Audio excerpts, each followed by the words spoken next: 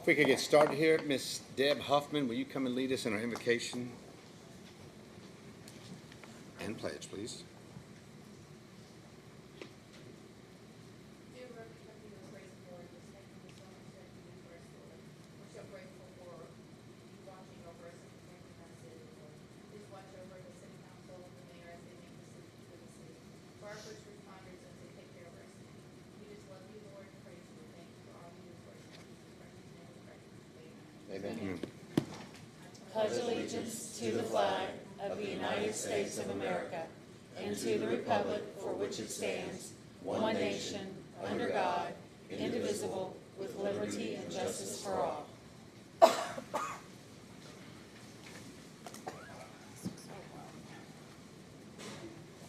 Hey, Chief, could you come here, please? Yes, you, Steve. Before we get started, I just need his help for a minute.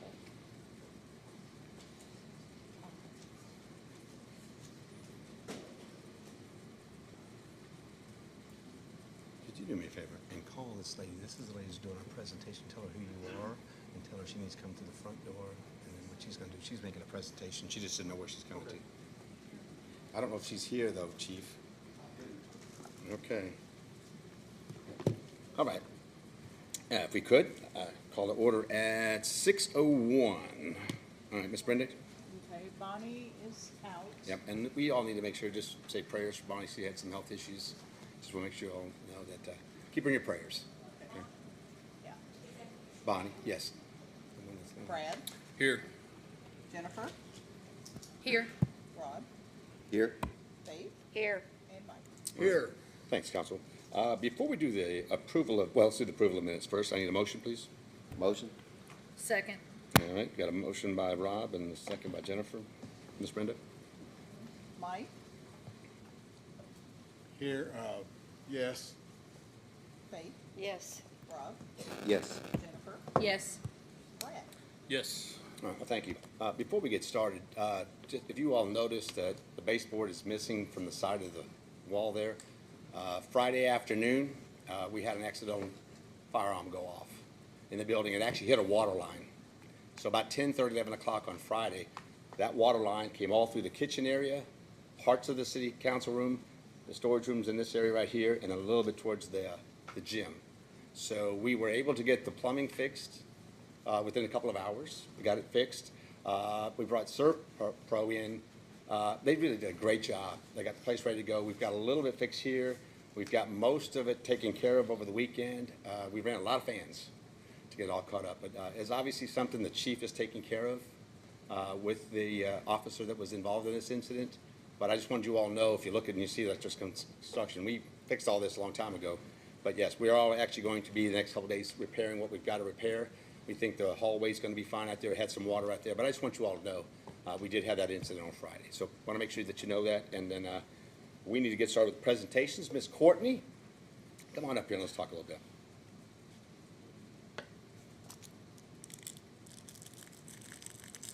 How you doing, Miss Courtney? I'm wonderful. How are you guys? Doing good. Good.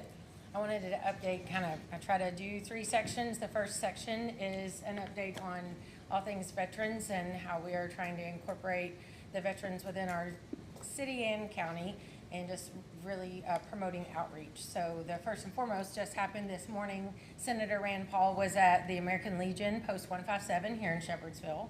He listened to a lot of veterans. He brought a lot of resources. So it was great for veterans not only in Shepherdsville and Bullitt County, but we actually had some folks travel from Hardin County and Jefferson County as well.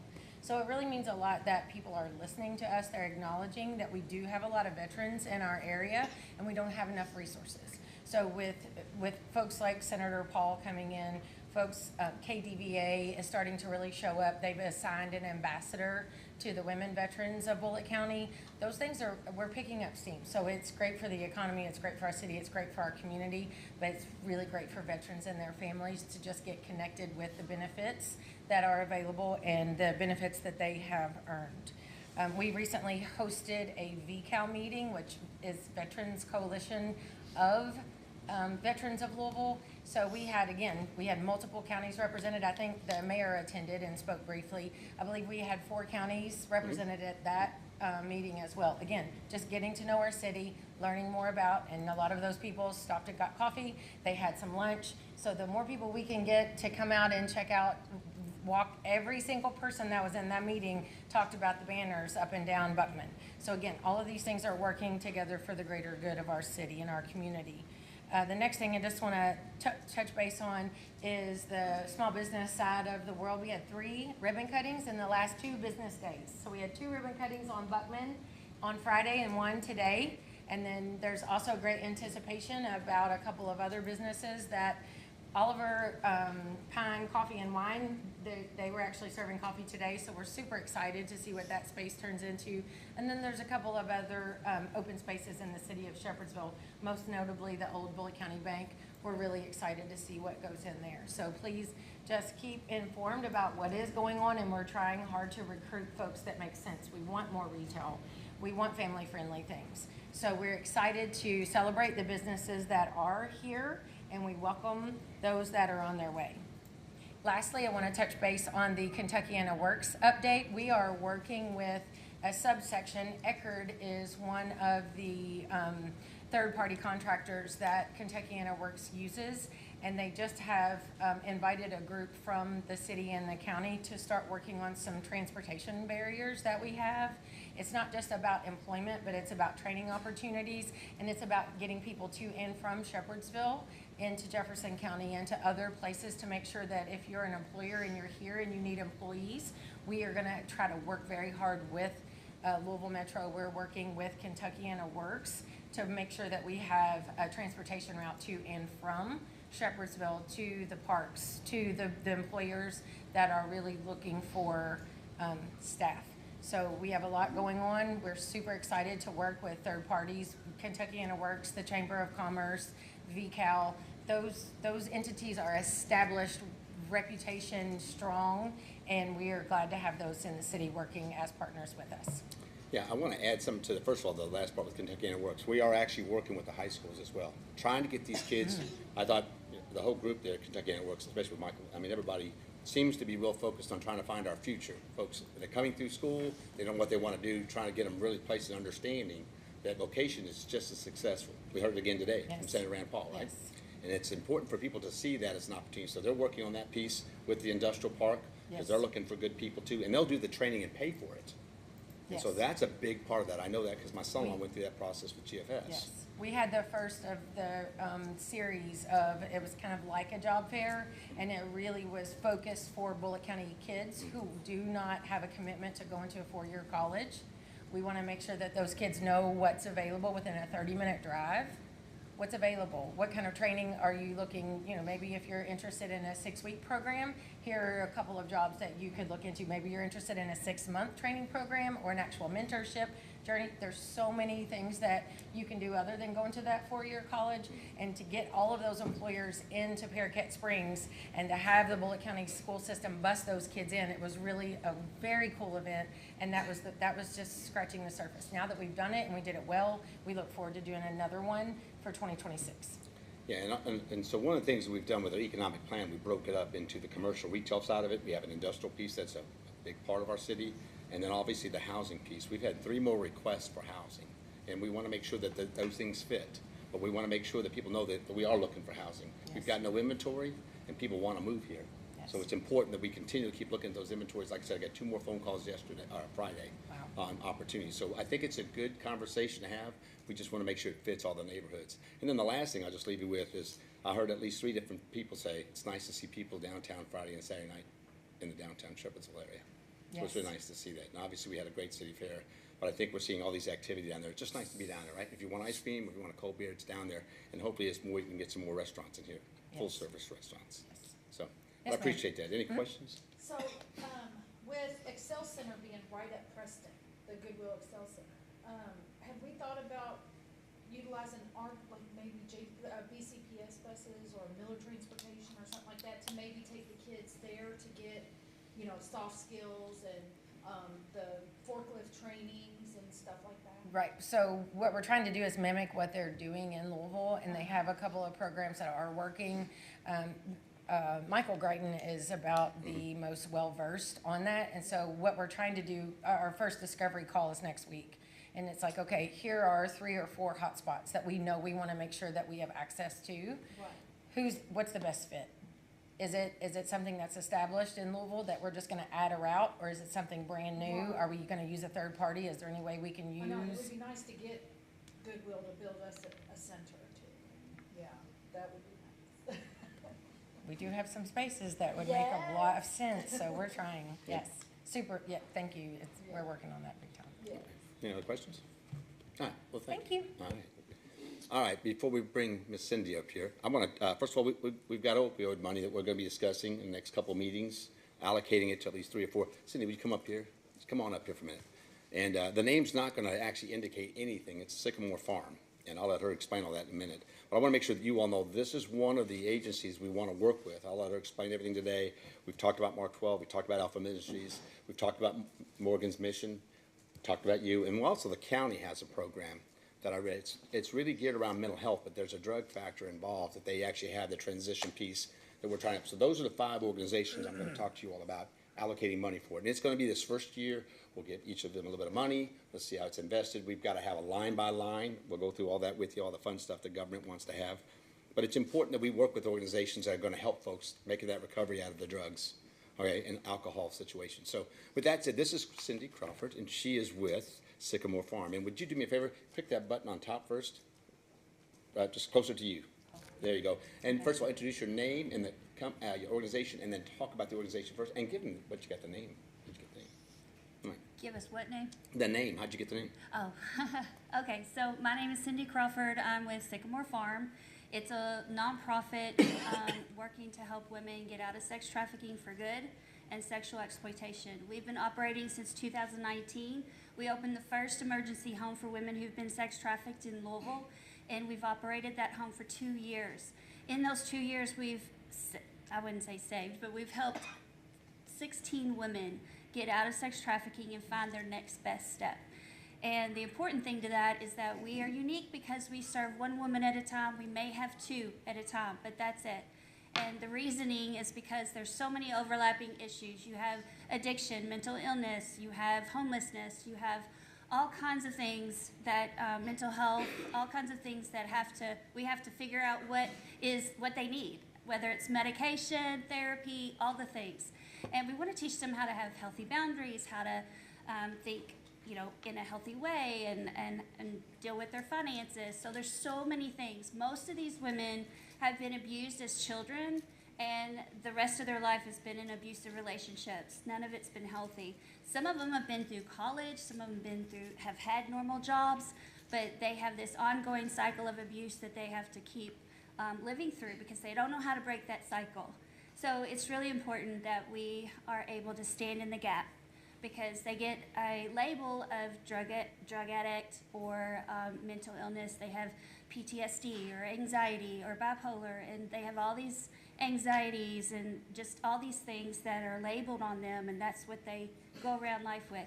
So they may be treated for drug addiction, but they're not treated for their mental illness, or they're treated for, they're helped with from homelessness, but they're not given therapy. So there's so many things, there's so many facets that play into human trafficking victims that they need specialized care. And so that's what our goal is to help them find freedom.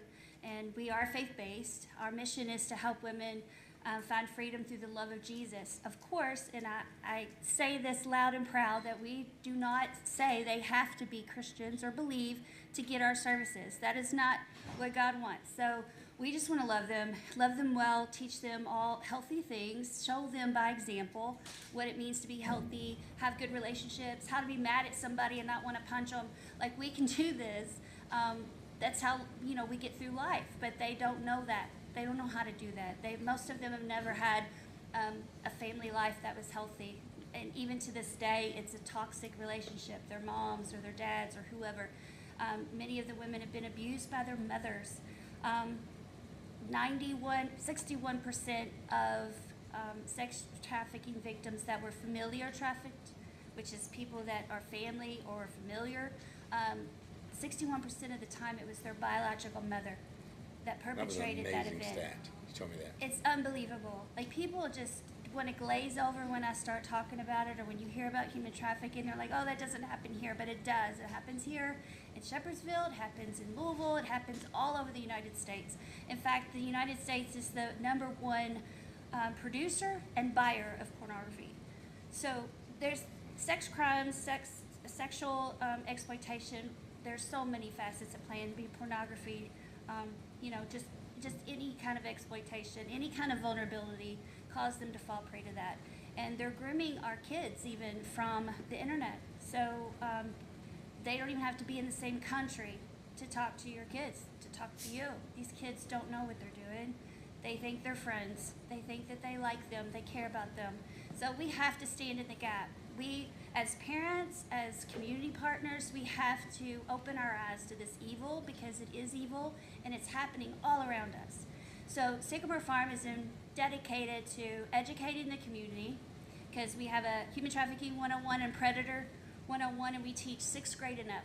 And our ultimate goal, of course, is to teach the most vulnerable how to protect themselves, how to stand up when a predator is grooming them. What does grooming look like? What do predators look like? What to do if you think you're being groomed, or somebody else is being groomed in your family, your kids, your nieces, your grandkids. It's happening, and we have to stand in that gap. We also have already started doing jail outreach in the Bullitt County Detention Center. We've been doing that for 3 years. And through those 3 years, we've been able to build those relationships with women who have been exploited and trafficked. Some of them have trafficked, and they don't even know. They're just living life. They have no idea. So our goal there is to also teach them about Jesus, but our goal is to help support them, show them what resources are out there, help connect to them those resources. And then the most exciting news we have is that we are now moving. We have actually moved, almost all the way moved, to Shepherdsville, and we have a home here that we are going to use for an emergency stabilization home and long-term. That long-term home will be approximately a year, and once they get stable, once we get them in a routine and they get a little bit, they start getting comfortable and safe and feeling safe, they will go to our long-term program, which is in the same place, and they will get ongoing therapy, of course. They will learn life skills, soft skills, behavior, and all this stuff, therapy, all the things. And our goal with that is to help them get back into that community, help them to live independently in a healthy way. And we want to partner with whoever will partner with us, because this takes a team. Like, this is a lot of work. It takes a lot of money just for one woman. Most of them, we don't take their insurance. We don't take any money from them. They come to us for free. They don't have to have anything. And so we want to help build them up from the ground up. They have to learn and they have to want it, of course, but our goal is to help them find freedom through the love of Jesus. Well, I want to say, first of all, this is very commendable. We always hear about it during the farm machinery shows and the Derby. We all see the news stories about the trafficking up and down 65 from Michigan to Alabama. And for Cindy and anybody else that takes on this kind of issue, it's really very strong-minded. God bless you for doing that. The second thing is that she told me, one of the first things that we were talking about, she says that once an individual a lady does not want to be in that situation anymore, that's not the end of it. Because what she told me is that person who had that person in sex trafficking, they're going to keep looking for him. So it's not over. It's never over, and they keep chasing him, trying to find him. So there's a lot of confidentiality in what she does with an individual. But I'm telling you, when you told me that was, the part was that's not the end of their starting the recovery piece. They're still being chased, really. Well, you think about people that are stuck in a domestic violence situation, the ongoing question is, why don't they leave? Like, there's the door, why don't they just leave? Because there's some kind of force or power over them. And with human trafficking, it takes force, fraud, or coercion. So that's forcing them by drug addiction, or forcing them by threats, and just threatening their citizenship, or threatening their person or people they love. You're going to do this, or I'm going to get your kid. Or forcing them by not giving them money to eat, to whatever. And it could be a drug too, because that could be a livelihood. If that's your life, and they're saying, well, you're not going to get your drug unless you do this, that's coercion. So there's so many avenues and ways to look at this. It's very complicated, although it's very simple. It's just someone having power, taking advantage of someone who is vulnerable for whatever reason. They could be homeless. You can offer a couch, but you're going to do this instead, or for it. or whatever. And they may promise it at first with nothing in return, but then eventually they'll be like, you know what? You've been on my couch for 3 weeks and I've been paying for your food, I've been giving you drugs, this is what you're gonna do now. And they really don't have an option. Why would you be on some stranger's couch if you weren't vulnerable in the first place? And so that happens. I got 3 calls today from 3 different women that are in desperate situations, and you know, we just need to come together. Like it is really huge. I want to tell you about Sycamore Farm, the name. So Sycamore Farm got its name because when I was dreaming about Sycamore Farm, what it was going to be called, where we were going to be, what it was going to look like, I saw this sign on one of the houses I was looking at, and it said Sycamore Springs Farm. And I said, wait a minute, wasn't there a sycamore in the Bible? Didn't Zacchaeus climb the sycamore tree so he could see Jesus? And I said, that's what we want. We want them to see Jesus. And so that's why it's Sycamore Farm. Yes. So how long have you been in operation, and what is your success rate? That's a tricky question. We have been we were incorporated in 2019, 501c3 in June of 2020. I started serving in this population since 2012. I went on a mission trip in 2014 and several after that to a long-term residential home that for like a year, 2 years is what it was. But I fell in love with it. I knew that's what we needed because I was already serving in this population and knew that, you know, we were taking 2 steps forward and 10 steps back every time you turn around. The progress of each woman, the success is really dependent on them and how much they want it. We have gotten 100% of the women that have been in our home to their next best step. It might have been not have been the first one on my list, but they're not on the streets, they're not doing the same thing, and they didn't go back to their trafficker. To me, that's success. Absolutely. Yeah. Oh, sorry. No, it's okay. That's right. And so, so Chief, and so Police Chief Steve and I have talked a lot about when people are on the street, they got to turn to somebody. But when the officers are out there, they don't have resources. Right. And this is a lot of what me and you talked about. That we're going to try to find resources so that if an officer's on the street, we have somebody, they can contact you to try to help that woman in trouble, right? Yeah. So that's kind of what we're trying to do here. We're trying to have these services. We got a lot of things going on in this city, but we're not forgetting these social issues. We're not forgetting them at all when we're talking about things we want to do. Yeah. We talk about our kids, but we've got people that are in situations out of their control. But I do think it's great what you're doing, and we're going to keep working together. We're going to, and like I said, we've got another meeting come up. We're going to kind of figure all this out. But I want them to meet you and your mission because I want them to know everybody that we're allocating money for and why we're doing it. Well, I appreciate the time to Yeah. explain who we are and what we're Yeah. doing. I know we're fairly new in Bullitt County to everyone but the jail, but we're excited about being here because I know there's really nothing here for women. I know it's been kind of hard for us to get connected to people that do women. I've been trying to meet with other ministries and other nonprofits that are doing work in not just human trafficking, but homelessness and addiction. And because there's so much overlap, and we're going to need to lean on each other because you'll find somebody in addiction, you'll be like, you know what, this girl's been trafficked. What do we do? You're going to call me. And then, you know, hospitals. I've got calls from people in hospitals. The caseworkers will call me and say, I have this girl, she's been trafficked. What do you have an opening? What can I do? And we will go and meet her, and we'll offer her a place to come if she wants it. One time they didn't want it, but we don't take any insurance or anything, and that just, I mean, that's one reason. I think that's what makes us really unique because most places do, and we're not out for the money. We don't want the money. I don't need it. It's all God's. You have a commendable mission, okay? I really appreciate all that you're doing. And we've got more to talk about, but we're going to be working on allocating some funds to help you do what you do for these women. Thank you. Okay, And I have Cindy? more brochures if you're All interested right, in absolutely. getting one. Do you have 6? Do you have enough of I that? have a lot. All right, if you will, we'll put them back there a little bit, and I'll make sure, if you'll just come up here and give me 6 Okay. of them, I'll make sure that So, they hey, are. Cindy, real quick, can you talk maybe just a little bit, since we are kind of talking about the opioid funds, the percentage, and it might be 100%, I don't know, of women that are coming in that also have a drug or alcohol addiction that you are also trying to navigate Yeah. with them? Can you kind of just Yeah, talk a little bit about that? And that's what I was gonna say too, is 100% because- of them have had an addiction issue or a drug, alcohol addiction. Sometimes they come to us clean because they've been clean for a while. A lot of them have said they don't want to use, they don't want to go back to rehab, they don't want to use, they haven't used in a while, but they're still mentally unstable. And So, yeah, and part of our program is going to Celebrate Recovery and AA, whichever one they want, because we don't want to force anything on them, but addiction recovery is a big part of it. And it's not just addiction recovery, it's any kind of hang-up, any kind of, you know what I'm talking about, just not being able to make good choices and falling into the hands of predators all the time. Like this, that takes a strong person, and they need support until they can get strong. Thank you.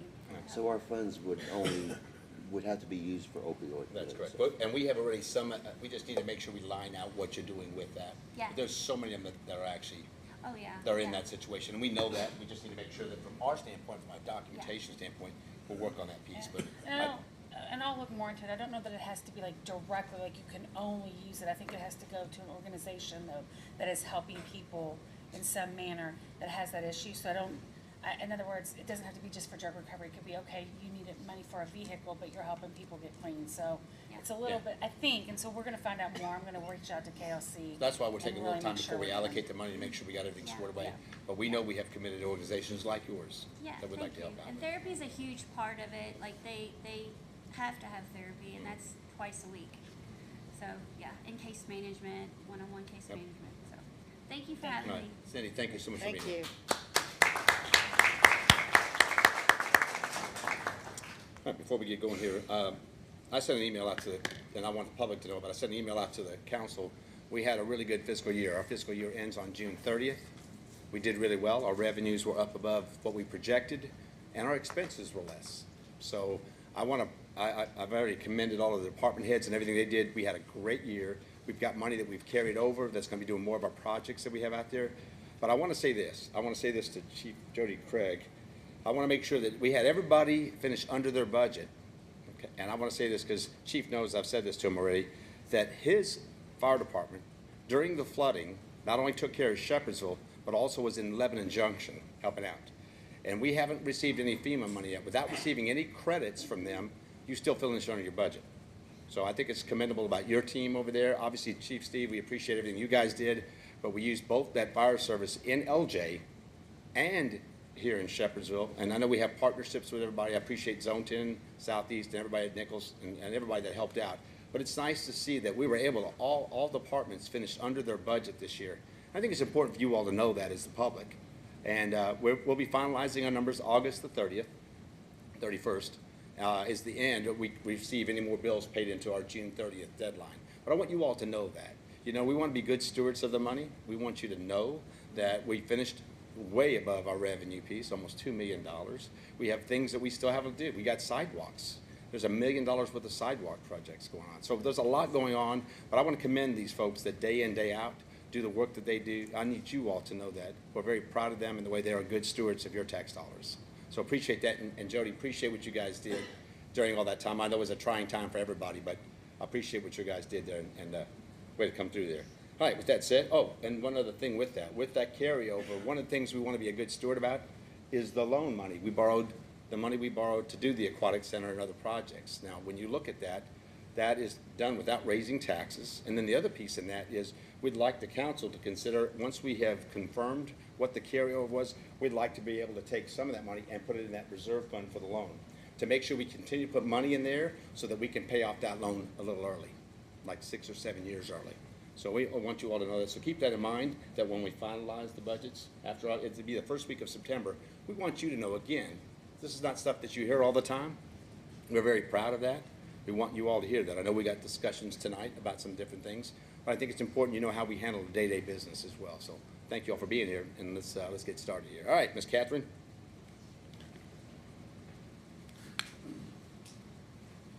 City of Shepherdsville, Kentucky, ordinance 025023, an ordinance approving the tentative collective bargaining agreement for the Shepherdsville Fire Department personnel within the city limits of the city of Shepherdsville, Bullock County, Kentucky, sponsored by Councilmember Faith Portman.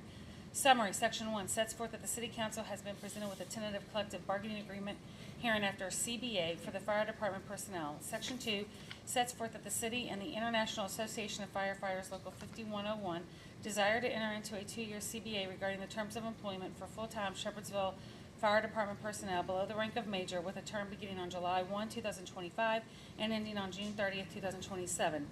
Section 3 sets forth that the CBA, attached as Exhibit A to the ordinance, is approved. Section 4 sets forth that the CBA shall become a binding contract upon passage and publication of this summary. Section 5 sets forth the severability clause. Section 6 sets forth the repeal of prior ordinances in conflict with this ordinance. Section 7 sets forth the publication requirement. Yeah. First of all, thank you, Faith, for sponsoring it. I know we've had our conversations, we're all working on things, we've got collective bargaining after, we've had our executive session. I do need a motion to accept the collective bargaining. Motion to approve. Motion. Yeah. Second. Second by Rob. See, you got you, he's fast. I didn't catch that. All right. Miss Brenda? Brad, Yes. Mike, Yes. Faith, Yes. Jennifer, Yes. and Rob. Yes. Thank you, council, appreciate that. New business, 8.1, resolution. Let me explain this resolution. Because of the aquatic center, it's going to have its own separate account for transparency for the city. We'll have our own bank account that actually pays for the operation of the aquatic center that opens up next Memorial weekend, next year, Memorial weekend. So it's important for you all to know that this resolution that Ms. Catherine's going to read is to actually have a separate account that takes care of the operating cost. The money comes into that account, only goes to pay the operational cost for that. We want to keep that from other departments and making sure that you all can see that you have access to it anytime you want to see the money that's actually being spent for that. Most of that's going to be covered by the revenue coming in to cover the operational cost. But we want you all to know that's the reason why we're putting on a resolution. We have to do that because the city itself, the mayor, can't just open up different bank accounts. We have to have consideration from the council to actually have this and vote for having this bank account to operate the aquatic center. So, yeah, So I assume we're gonna have to front load that account at some point. just To the get management it. fee. The management fee. So we have a management fee that we pay annually, and then the operational cost comes in when they start ringing up the cash register. Okay. Yeah. Will that something, will that occur during the next budget cycle? We have a money in your, if you look at your budget, under the capital projects, you have $1 million in that to cover that. So then what happens is after this year ends, the 30 million has been spent. It goes now into overhead, and it'll be that 5730, I think is the account number, and you'll see budgeted money for that every year. But we're working, we just had a Zoom call today with the team. We're gonna be spending time over the next few weeks working out what is it going to be, what is it going to cost, how many people have to come into the aquatic center to break even, revenue plus the expenses. But we've got great partners already that have committed funds to help us with covering that cost. So the city's probably 99%, and we're not gonna be paying a penny to actually operate that versus what comes in on revenue. Pretty excited about that piece. That's different than the actual loan that we actually borrowed the money to build it. All right, President? All right. Who's helping with the expenses? We actually have a partner with the convention center. The conference center is actually donating some of their budget to help us out. They're working on quite a substantial amount of money. We're gonna be confirming that over the next couple of months when they actually write us a check. They actually did something really nice. If you remember in our last meeting, we got $165,000 from the conference center to help us build the town square. So we're very excited about that part. They're a great partner for us, and they feel like moving forward, they can help us with that operational cost. And again, one of the things that most people need to know about this, we have just begun for signage for the aquatic center. We have people that are interested in spending money, giving us money, that will actually help us with our operational cost as well. Now, we talked about the foundation before. My wife and I have a foundation. We're gonna work separately from anything from the city to help kids be able to afford to go to this aquatic center. We want every kid to experience the same thing. It's not about how much money you have. So that's our partner. The conference center is a great partner. They're gonna give a substantial amount of money to actually cover our operating costs for this. But we have to have a separate checking account, and that's why we have to do this today. Might be a little lengthy. I probably could've got away with 5 minutes less, but I just wanted to throw a few extra things in there. I So always how do. much are we putting in there? We're actually gonna put in that account to start with $250,000. It's $240,000 for them to manage, every year, okay? They'll be hiring all the folks. We don't have anything to do with that. They'll collect all the money. They're gonna hire all the staff for it. We just have, with everything else we go on, we want professional people to run this. It's a beautiful facility. You'll see that as it continues to keep being built. It's gonna be beautiful for the city. I'm excited about that. All right, any other questions? All right, Ms. Catherine? I just have a question. Yes, ma'am. It says that you'll be managing the account. Uh-huh. Why wouldn't Angela be managing So She's the okay. finance director. She is, but I'm the mayor, so I'm the one that's gonna keep an eye on everything with each of these accounts. She's the chief financial, but I am the one that's gonna be managing this account. I have to, I'm the one that's accountable for it. She'll do the actual legwork with Holly as far as paying bills out of it, and we'll be meeting monthly with the management team to go over every month's operational cost, revenue collection, to make sure that we're in line on what we're doing. Does that help you? Okay, all right. Anything else? All right. I'll make a motion to, Well, We gotta read it. oh, gotta read it, she hasn't read it, okay. All right, Rob? I read it 3 times already. Go ahead, I'm sorry. no, you're good. I lost my train of thought for a minute. I know, I'm talking. Will it have its own budget? So it is actually contractual services under 5730. Remember, it goes out of, right now, it's in the 30 million. It's got, if you look at your budget, it has a $1 million cost in there. That's the $1 million contractual. We put a bit more money in it than we needed. We put the $250,000 in there. That's what it's gonna cost us every year. What's gonna happen is that if you take, in next year's budget, it'll probably be at least $500,000 in 5730 in the overhead budget for operating that. Okay, I guess what I'm asking is, would it be a department? Yeah, it's gonna be an overhead. We're working on a Parks Rec department. Okay. We're not at that level yet. Okay. But probably, Rob, in a couple of years, when we have a couple more employees, we'll set that up as a department. We are working on it. That will be their budget. But right now, it goes into overhead to make sure unless something changes, we can get everything set up in time. Okay? All right, that help you? And you said, where is it at? 5730? Yep, if you look under your city, Contractors? yep, you see $1 million there. Oh, You see it there? If you look down I'm at your. looking at the long. Yeah, look, if you look at the long form, you can see it, you can see it in your, actual budget for 26, or 26 budget. Okay, just. Yeah, it's under the city park money, the $30 million money, Okay. okay? All right, she's looking at that, you wanna go ahead, are you okay, Jennifer? Good. Okay. All right, go ahead and read. City of Shepherdsville Resolution 2025-02, a resolution authorizing the mayor to open an account at West Banco for the operating expenses of the Aquatic Center. Whereas to ensure the smooth and transparent operation of the Shepherdsville Aquatic Center, a dedicated bank account shall be established at West Banco for the operating expenses of the Shepherdsville Aquatic Center, and whereas the bank account shall be managed by the mayor, and whereas 2 signatures shall be required for all transactions on said account, 1 signature shall be that of the mayor, the second signature shall be that of the city clerk or deputy city clerk, and whereas at a duly called meeting held on July 14th, 2025, it is recognized that the mayor will open a new account at West Banco for the operating expenses of the Shepherdsville Aquatic Center, and whereas this resolution, having been adopted at a regular meeting of the Shepherdsville City Council on the 14th day of July 2025, shall become effective on July 14th, 2025. And you said you had a motion? I'll make a motion. Thank you, Kate. Second? Wait, this is first reading, right? It's just a resolution, just a resolution. it's just a resolution, it's not like an ordinance. Second. Yeah. Yeah. We will be updated on this, correct? So yes, when we get the account, how you get your monthly numbers now, Yeah. you'll get this account too. Okay. I'll just make sure we just give you a statement, you can see it, just can't give you account numbers. but Okay, thank we'll show it. Yeah, you can see it. Okay, second then. Okay. Brad, Yes. Faith, Yes. Mike, Yes. Jennifer, Yes. and Rob. Yes. Yeah, thank you, Council. And the reason why it's separate, because then they can see it, instead of being in general fund where it's convoluted with everything else, it is its own separate operation. That money will be monitored and everybody can see that if you want to see it. You're more than welcome when we get going. Any of you all want to see that, we'd love to make sure we show you whatever our financials are, okay? All right, that said, Ms. Catherine, 8.2.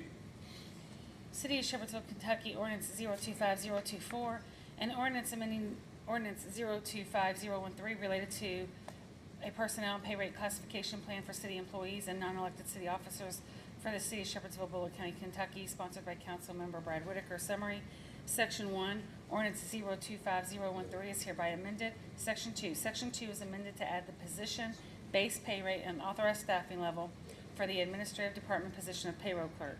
Section 3 is amended to authorize the Public Works Department to have a maximum of 8 full-time Public Works Maintenance 1 and Public Works Maintenance 2 employees combined. Section 4. Section 6 is amended to authorize 1 staffing level for the Police Department position of lieutenant. Section 6 is further amended to authorize the Police Department to have a maximum of 42 full-time officer and officer recruit positions combined. Section 5 sets forth a severability clause. Section 6 sets forth the repeal of prior ordinances in conflict with this ordinance. Section 7 sets forth the publication requirement. Right. Bless you. All right, this is our first reading of that. I think, obviously, Brad, we talked about that. I mean, I think the critical piece in this, and we learned from KLC, Rob, did you have something? All right. So the biggest piece in this is that the prudence of these folks up here is to watch the budget piece, budgetary. That means the rates of the folks that work here and the number of people we have.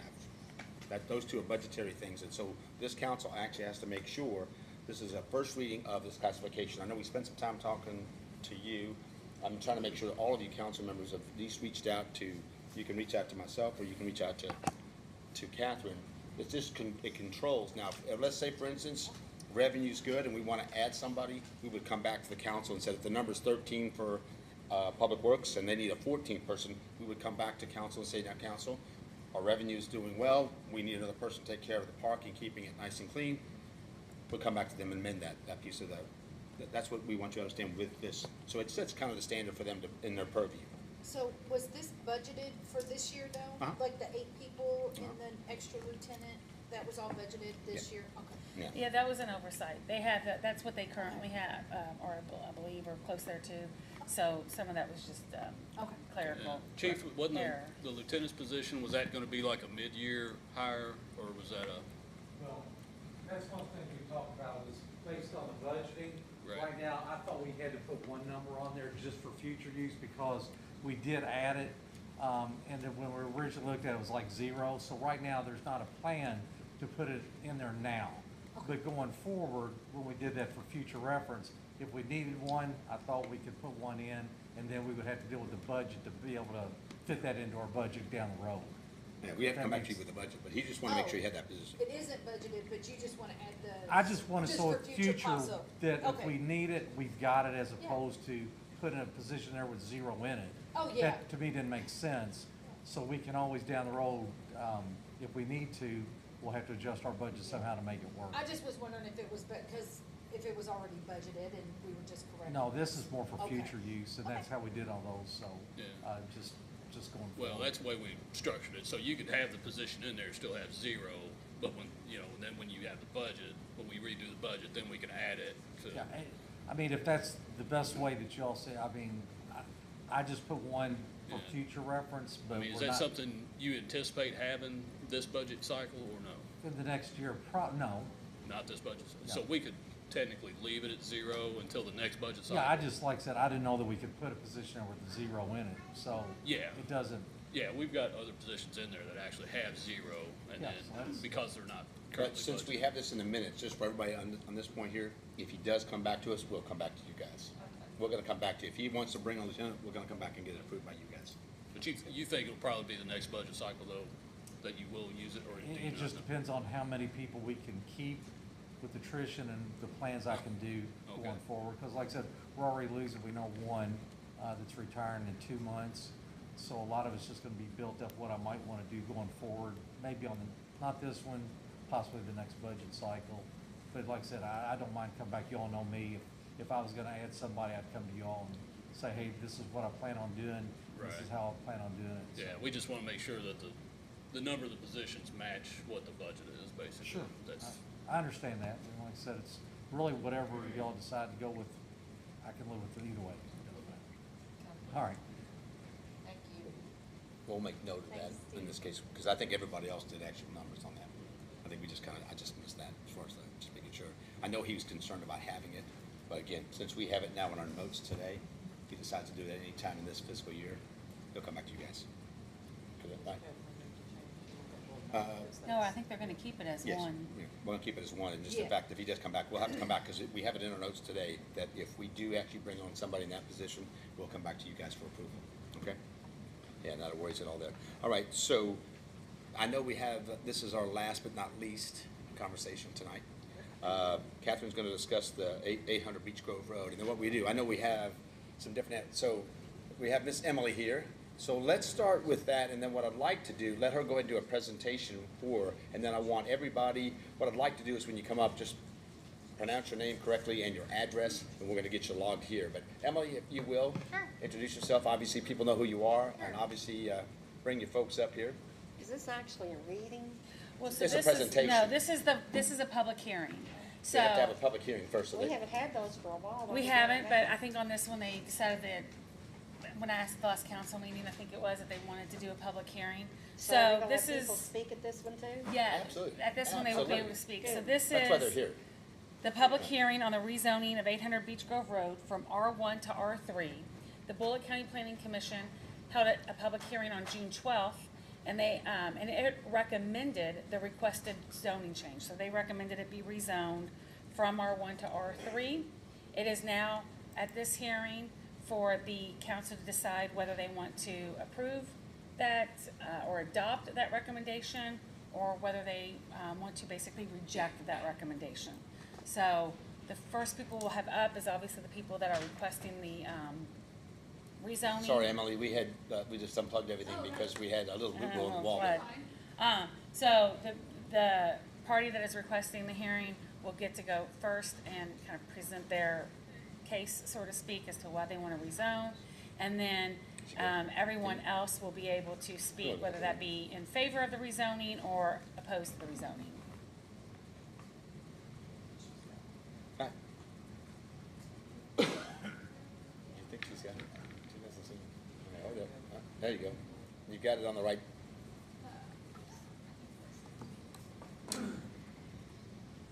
Brought my own HDMI cord this time. Yeah. All right, Emily Vessels here on behalf of the applicant, David Gelza. Can we introduce these fine folks Builder. behind you? Yeah, and we have Michael Gelza, David Gelza, and Ted Bernstein. Ted is with LD&D and prepared the plan for this proposed rezoning. So the request is. Can everybody see it back there? I know it's gonna be a little Sorry, tight it's the there. same presentation was at the. Yeah, if you wanna move public it, hearing. I wanna make sure they're able to see, it. Bring it I'll towards just you. move over here. That's okay. That's fine, I just wanna be able to sure that they can see it, to see Yeah. what you're doing there. There you go. Can everybody see it? All right, there we go. All right, so this is on 800 Beech Grove Road. The request is from R1 to R3. This is an aerial of the site. You can see that the property is west of Crescent Highway and adjacent to other residential developments. The proposal is for a townhome community, and the subject property consists of 1.22 acres. Thank you. Just go back here. You can see from the aerial that there is a need, not only in the community, in the county, but in the city of Shepherdsville, in this general area, for more diverse housing options. And the closest townhome community is about half a mile down the road. It's Miles Drive Townhome Neighborhood. It's kind of a similar layout to what is being proposed on Beech Grove Road. You've got the garages facing the street, and then there's, you know, several buildings with multiple townhomes within one building. And then, other than that, the other closest kind of multifamily development would be apartments, and we have the Cedar Grove Apartments that are over 3 miles away from this site, and then the Shepherdsville Manor Apartments, which is about 1.5 miles from this site. So again, there's not a lot of different diverse housing options in this area, and this would be a townhome community that would offer that type of diversity. They do plan on selling each townhome, so it's not going to be rented like an apartment or anything, so the owner would be the property owner of that townhome. This is a view from Beech Grove Road looking west, so where that fence area is, that's where, right before that is where the property currently sits. Can you see that? Come over here, face. Sorry. And then here, this is the corner of Beech Grove Road looking west with the property on the right. And then this is the view from the property looking, if you're sitting on Oak Grove Boulevard. This is an aerial of the current property. Again, it's 1.22 acres. The house currently sits vacant. And you can see from the zoning map, there is a lot of R3 in the area adjacent to this site, specifically south and east of the site. And then along Beech Grove Road, there's more intense industrial, or more intense uses like industrial or business. So it's sitting on Beech Grove Road. We think that R3 being surrounding it, and sitting on Beech Grove Road, it you know, this area is contemplated for R3 zoning. Again, this is the future land use map, and it shows medium density residential in the area. I'll go through the comprehensive plan, but we think that it hits every single point in the comprehensive plan to justify this rezoning from R1 to R3. And then this is the site plan, proposed site plan. So again, 1.22 acres. There's gonna be 3 buildings. It's gonna have 19 townhomes with the front facing garages, similar to the townhome development down the road. And then everything that has been proposed on this plan would exceed any of the requirements that the land development code has for setbacks and density in that R3 zoning. This is a proposed rendering of what the site would look like. Again, front-facing garages on Oak Grove Boulevard, and then it'd be a 2-story townhome with 3 buildings on the site. And this is just to go over some of the work that the Geldas have done, their local remodelers and home builders. And this is some work that they've done in the area on single-family homes. So you can see that they have a high-quality product that they want to do for these townhomes.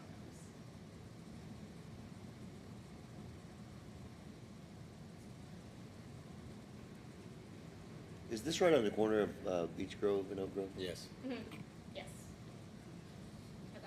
And then, again, the proposed development is in agreement with the comprehensive plan. It meets the development area criteria, it meets the medium density residential criteria, and the countywide development criteria. So we received a favorable recommendation from the Planning Commission for this rezoning. For the countywide development criteria, it's redeveloping an existing lot. It will not disturb current environmental conditions. As you can see from the current zoning map and the future land use map, it's compatible with the density and land uses and character of the surrounding area. It'll be served with adequate utilities, infrastructure.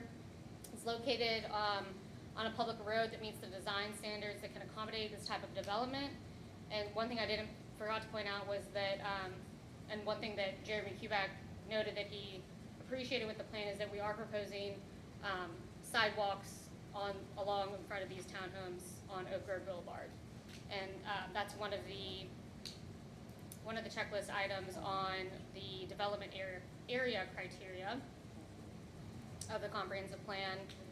Again, with redevelopment of an existing lot and adequate utilities. And then with the with the medium density residential criteria, future land use map categorizes this as medium density residential, specifically townhomes.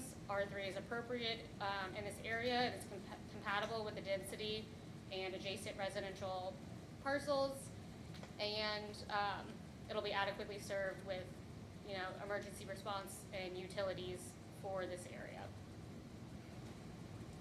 Lastly, the proposed development fulfills Objective 1A, does not create significant negative impacts, and Objective 2A, does not overwhelm the transportation system because there's an adequate road that currently serves the site today. And Objective 3A, it'll offer a new housing type which is needed in the city and in this area of Shepherdsville. And because it meets the countywide development criteria, development area criteria, and medium density residential criteria, fits with the comprehensive plan, and we believe the zoning is justified. Right, well, I appreciate it. First of all, do you gentlemen want to add anything to this? We appreciate you coming out here. You've seen your design. I think most of us were just trying to figure out how 19 fit on an acre. That was I think the math equation for a lot of us. But again, obviously, council, I want to hear from you guys first. Oh, no, let's do this. Let's do this. We've got you guys presenting a case. We have individuals here that would like to speak. And if you want to start, if you will, do you want to start, Dave? No. If you guys want to start, come on up here and then introduce yourself, Emily, and then we'll just, if they've got any questions, we can refer to all you guys. You guys will hang with us for a minute. I did have some questions. Yeah, sorry, would you do me a favor? Would you come up right here and then introduce name first? I'm Don Miles. Don Miles, yes, sir. And I live across the street, basically. And what's your address? 875 Beach Grove Road. 875 Beach Grove Road. So Okay. the question is, and I did not realize you're bringing the driveways out on Oak Grove? Yeah. The driveways are coming out on Oak Grove, they're not coming out on Beach Grove? Okay. When they approved you with the county, did they put a stipulation in there that you could not do anything to alter the floodplain? They said they required 1-to-1. So if we removed 1 cubic yard. You have to add it. Exactly. Okay, And we did agree to that within the floodplain. okay. I looked at the floodplain again this morning because where Mike's shop was in the floodplain. There's not a lot of space between there, but I did not realize you were coming out on Oak Grove. That's correct. So my concerns, I got 2 concerns. One, I've had times where it's taken me 20 minutes or more to get out of my driveway on Beach Grove Road. We do not have an adequate way when I-65 shuts down and they divert traffic to 61, we don't have an adequate way to get off of Beach Grove Road. And it's not an unusual thing. I'm 8/10 of a mile from the end of the road, and it's not an unusual thing for traffic to be backed up all the way to the corner past my house, down by Lakes of Dogwood, trying to get off of Beach Grove Road. So I do have some concerns about the added traffic onto the highway.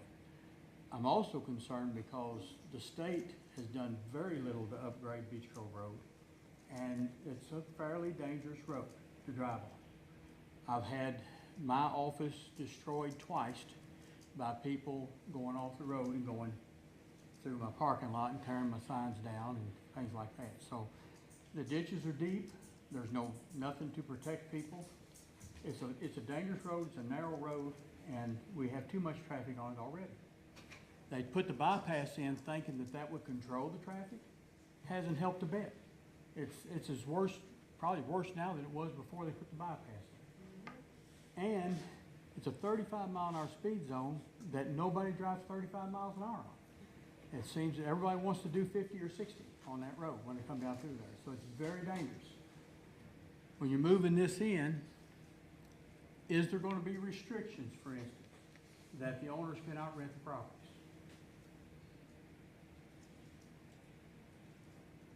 We have not discussed that. You haven't discussed it. I don't know that you can actually. Well, you can. If you form an HOA for the property, you can put into bylaws that they cannot be used as rentals. They can only be used as private residence. That would make somewhat of a difference. If it becomes rentals, then chances are it's gonna run down. Seen it in the past, we see it again. So that concerns me. The added traffic, small kids on a busy highway, and it is a very busy highway, always concerns me. So I'm not gonna say that I am overwhelmingly against it.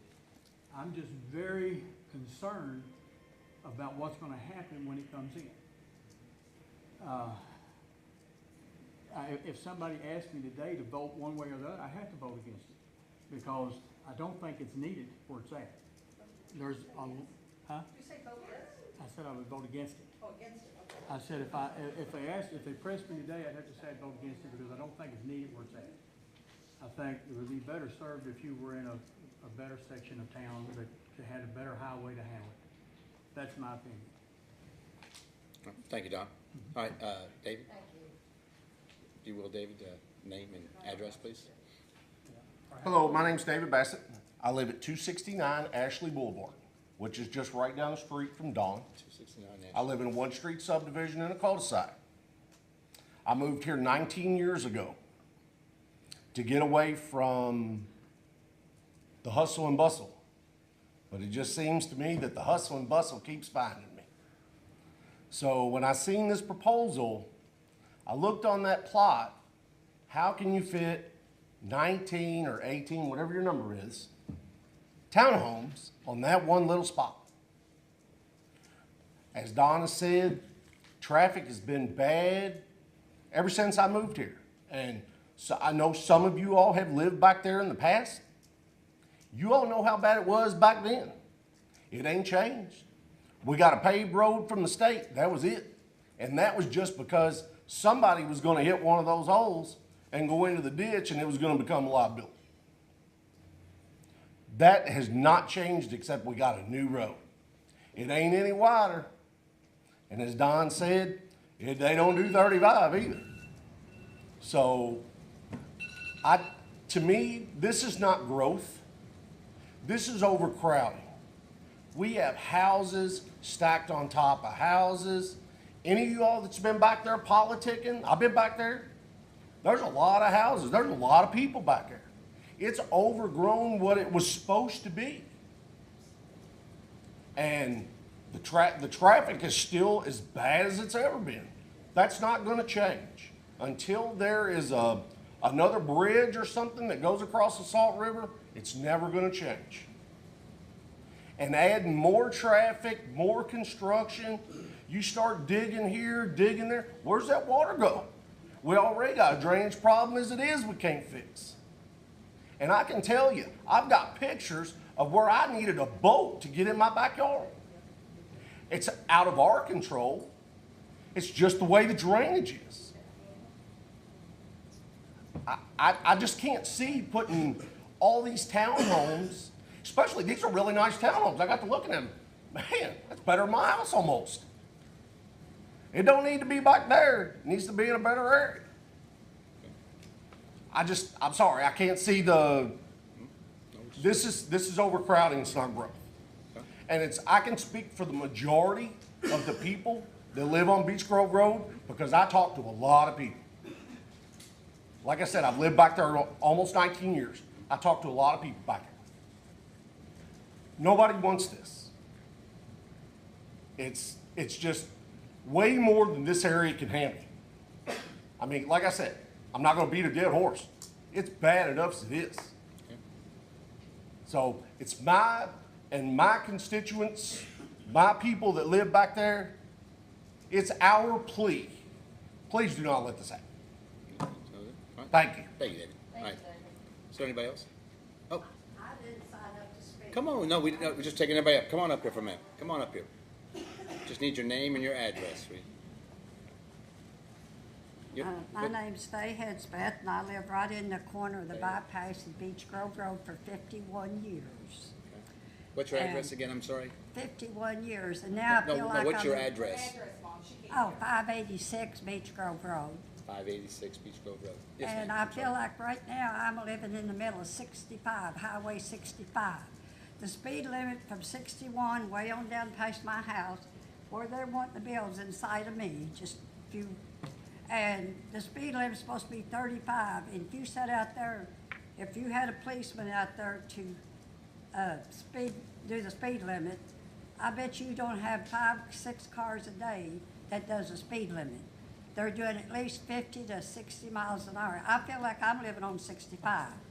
And I know we tried several years ago. We went out when they was wanting to build a bypass, and we went out and got 500 and something petition over the new subdivisions not to build the bypass, but it didn't do no good. So I'm right in the middle of the bypass and Old Beech Grove Road for 51 years. I'm 86 years old, and I probably don't have that much time left, but I'd like to see a little. And Beech Grove Road is so narrow, the regular Beech Grove Road, you ain't got that much room to get off. I mean, you're in a ditch. It's like that. The bypass might be a little bit better, but like that guy said a while ago, all the way down Beech Grove Road, you don't have 2 feet you're in the ditch, and they're mostly deep. And I don't think they ever do anything with them ditches anymore. Water stands everywhere, right in front of my house. Used to be a culvert to the next door, and every time it comes to rain, heavy rain, it's right out there from Beech Grove Road up towards my house, probably 20 feet, that's there. And I can't see no more houses on Beech Grove Road. I mean, we are packed city. Now, that's the truth. I've been here since '74, and traffic is terrible. You can't, like that guy said, you can't get out of your driveway, and there ain't nobody coming down through there at the speed limit. If they did, they wouldn't slow up for you. They'd hit you before they'd stop. So I don't definitely see we need no more, buildings on Beach Grove Road. I really don't. Well, we appreciate your comments. That's my opinion. Thank you. Is there Thank anybody you. else? Yes, ma'am, come on up here.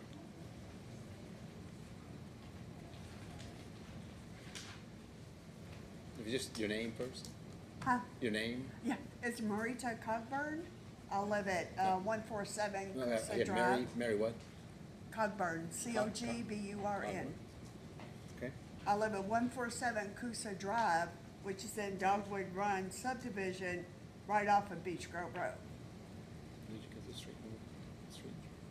A lot of times, if there's a wreck on Beach Grove Road near Miles' business, we have to detour and go back through Pumpkin and all that. And it's very dangerous because I've done a 180 on it before when it's pouring down rain. I'm opposed to it because it's supposed to be a country.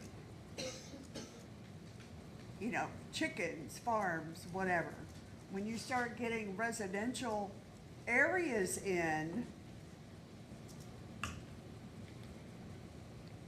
it just ruins the landscape.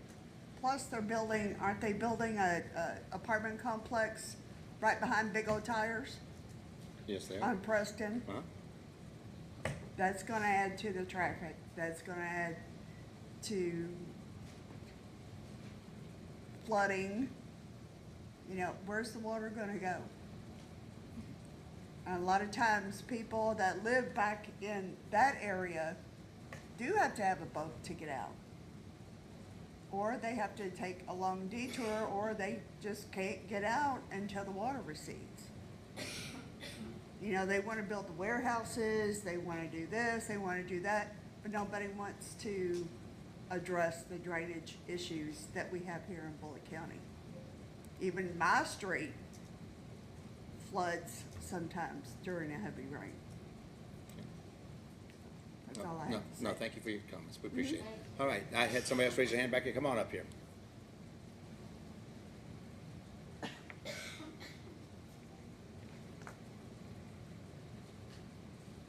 If you'll let us know who you are first.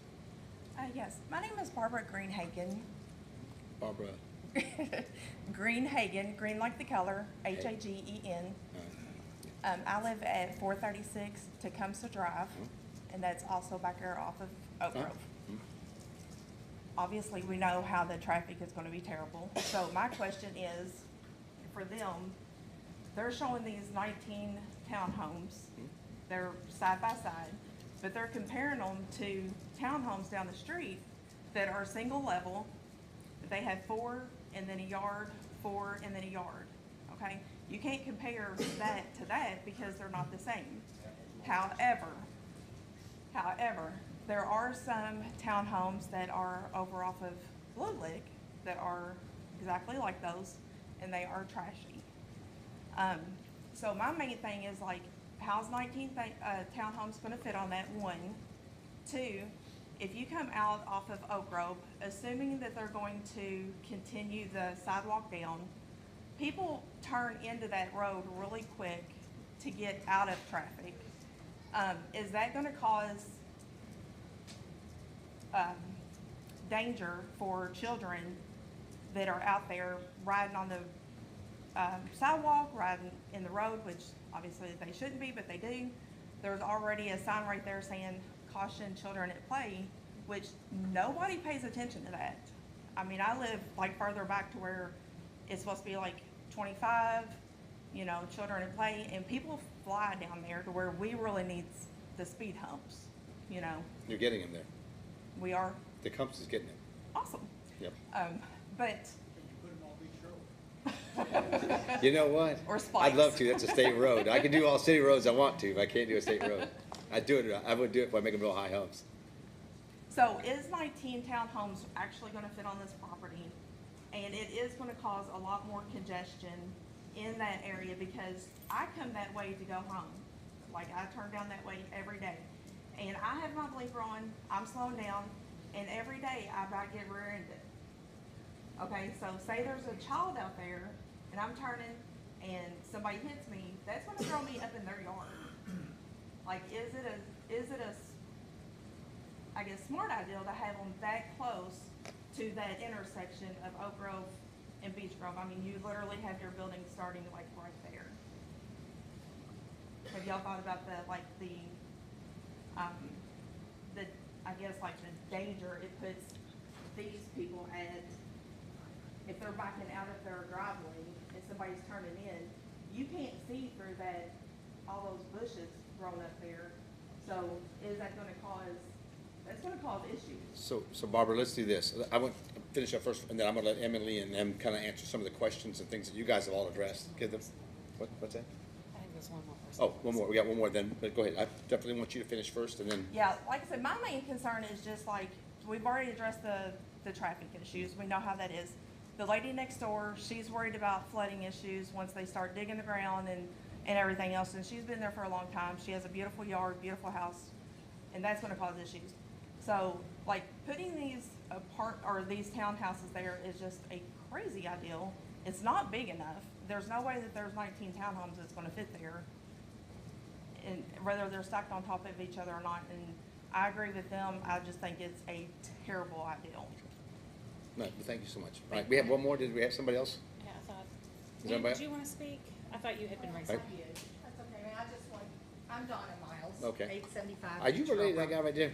Huh? You related to that guy right there? I think so, 24 years Yeah, almost. Then he's yours. Then he's yours. Anyway, I lived out there since I was 14, on the corner where Mom is still today.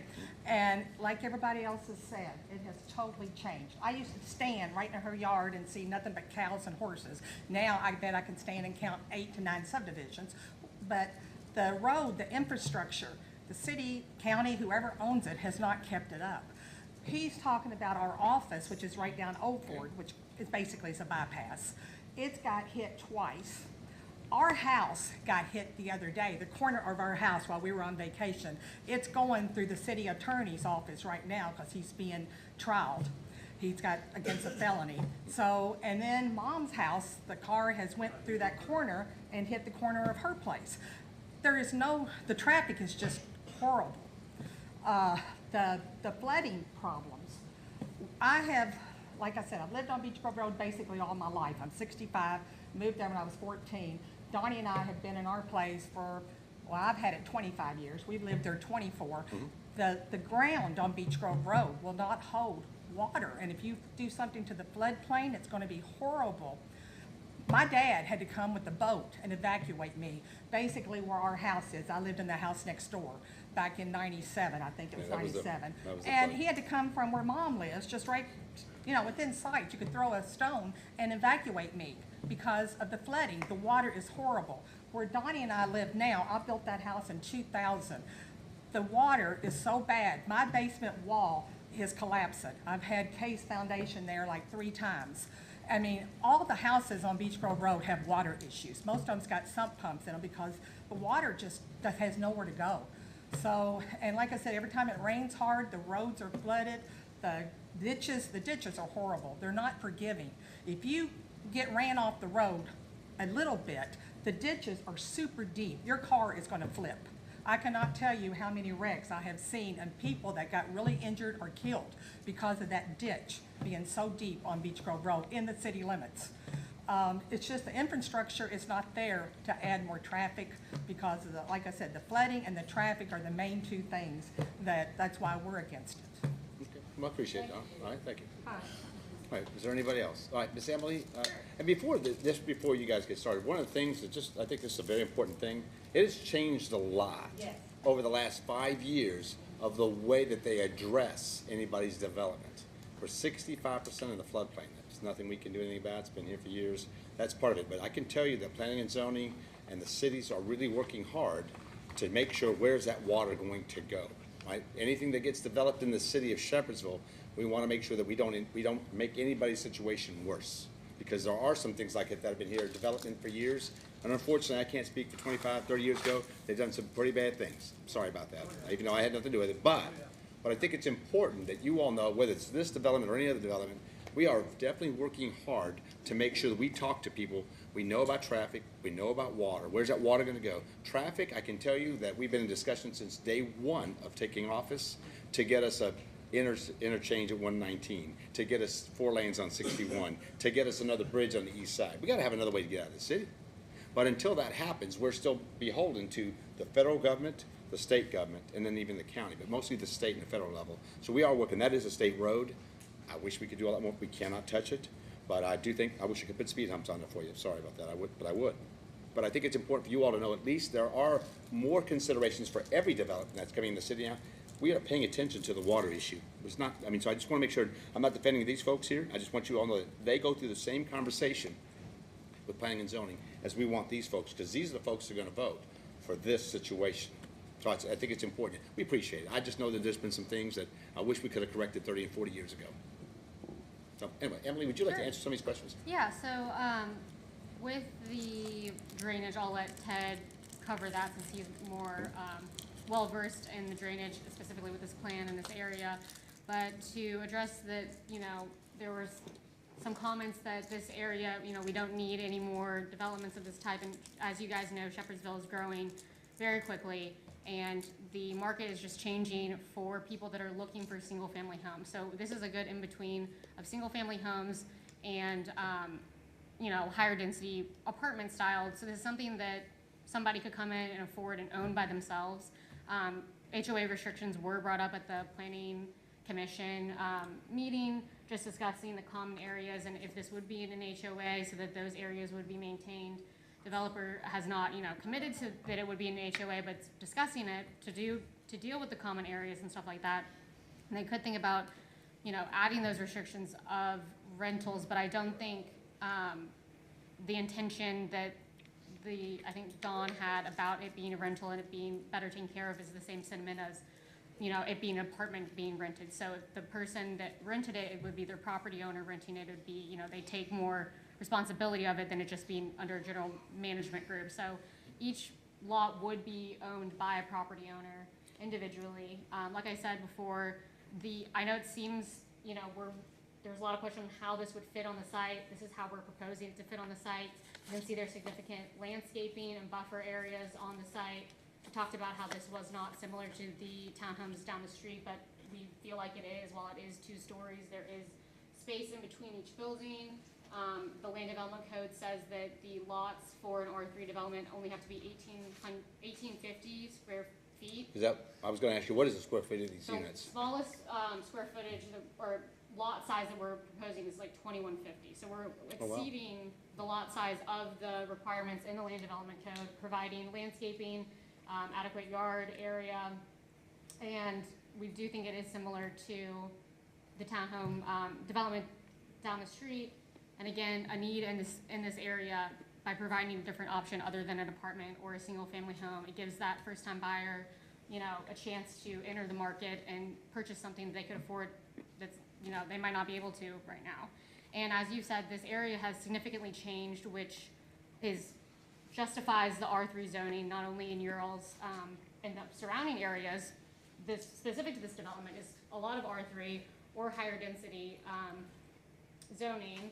And then also the future land use map calls for R3. So it's already contemplated that this area will be medium density residential. It's not gonna be, you know, single family homes in this area. It's not, you know, country farm area anymore. This area has significantly changed, justifying the R3 zone. And also fits all the criteria in the comprehensive plan to justify this requested zone change. Again, Jeremy Kubak, your all's representative at the Planning Commission, recommended a favorable recommendation to you all for this rezone, and he discussed at length the drainage on this site with Ted, so I'll let him talk about that. But, you know, the sidewalk issue with safety of that, you know, we've added the sidewalk in because I know connectivity is a major concern for Shepherdsville, and Jeremy has talked about it specifically. You know, making sure that new developments have the sidewalks so that Shepherdsville eventually becomes, you know, connected community, and you can walk. It makes it more walkable. Council, do you guys have questions too? I have a question. I do. Sure. First off, from the picture you had up there, there's single driveways, like 1-car driveway. Yeah. And the way I'm figuring it, if there's 19 places or 19 built homes, with 4 people in them, there's 76 people. So you're talking 76 cars if you have teenagers that drive. And I don't know about you, but a single driveway is a mess. I have it on my street because my neighbors use my driveway Yeah. because they have a single driveway and they don't want to move their cars. And So they park in mine. we've kind of discussed that option to avoid No. parking in other people's driveways, and Jeremy. Or on the street. Yeah, Jeremy kind of brought that up. We, have looked at doing, two townhomes sharing a driveway, so it'd be like a double wide driveway. But to your point, like, we don't want, they've looked into potential issues with neighbors if someone's that'd be a parked over on mess. the other side. And he also addressed, the access onto Oak Grove Boulevard, which we haven't, I'll let Ted talk more about that, but the way it's proposed, we think that this fits. Jeremy Kubak didn't have any specific concerns or binding elements to put on the access onto Oak Grove Boulevard. The ones that he did was related to the drainage, and we think that we have that covered with the proposed drainage plan. Well, I know it floods over there too. Yeah. And there is a lot of congestion. I went over there and sat and watched. It's terrible. And then single driveways is gonna be worse, I'm gonna tell you. Because everybody's gonna pull in, they're gonna be backing out in front of cars, pulling in Oak Grove. There's gonna be accidents all the time. I was gonna say, especially Nobody that does first time. 35. I live on a street that it's 15 miles an hour and people do 55 and 60 on it. It's terrible. And we're definitely open to putting up, No, speed you don't limit wanna put signs or anybody in something, but danger, I don't, you know. we can't really control how people are driving. Oh, I'm but not we're- blaming you, but yeah. I can tell you that I think this is a big mistake, really I do. I do have a question, my though. opinion. Is it the townhome development that you have an issue with, or is It's it too the many. amount? It's So too what many would- in that small area with all those driveways. That's gonna add, like I said, it's gonna add 76 more people onto Oak Grove. Is that fair to the people in Oak Grove? No, it's not. It's not Is there fair. a number that you think that the council will be, I don't know that, I mean, comfortable with? that's a maximum number you're putting out there. I'm not, Yeah. I think that's arbitrary. That could be whatever it is. My question is when they gave you this development, how they have it water? Is it sloping toward the back? I'll let Ted talk about the drainage. Would you come, I think, if we're gonna address some of these issues, I mean, traffic's gonna be an issue. But, just let him, you wanna ask first? I have one too. I wanna Go know, ahead. like that end one, the end down here, how close is that to the road as well? Do you mean the actual distance to the driveway, or you That from here corner to there?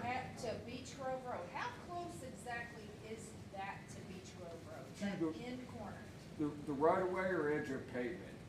Like, To the street? to the actual edge of pavement, is what you're Yeah, asking? Yeah, the edge of that, the very bottom corner, the closest to Beach Right. Grove, how close is it to Beach Grove Road, that little corner?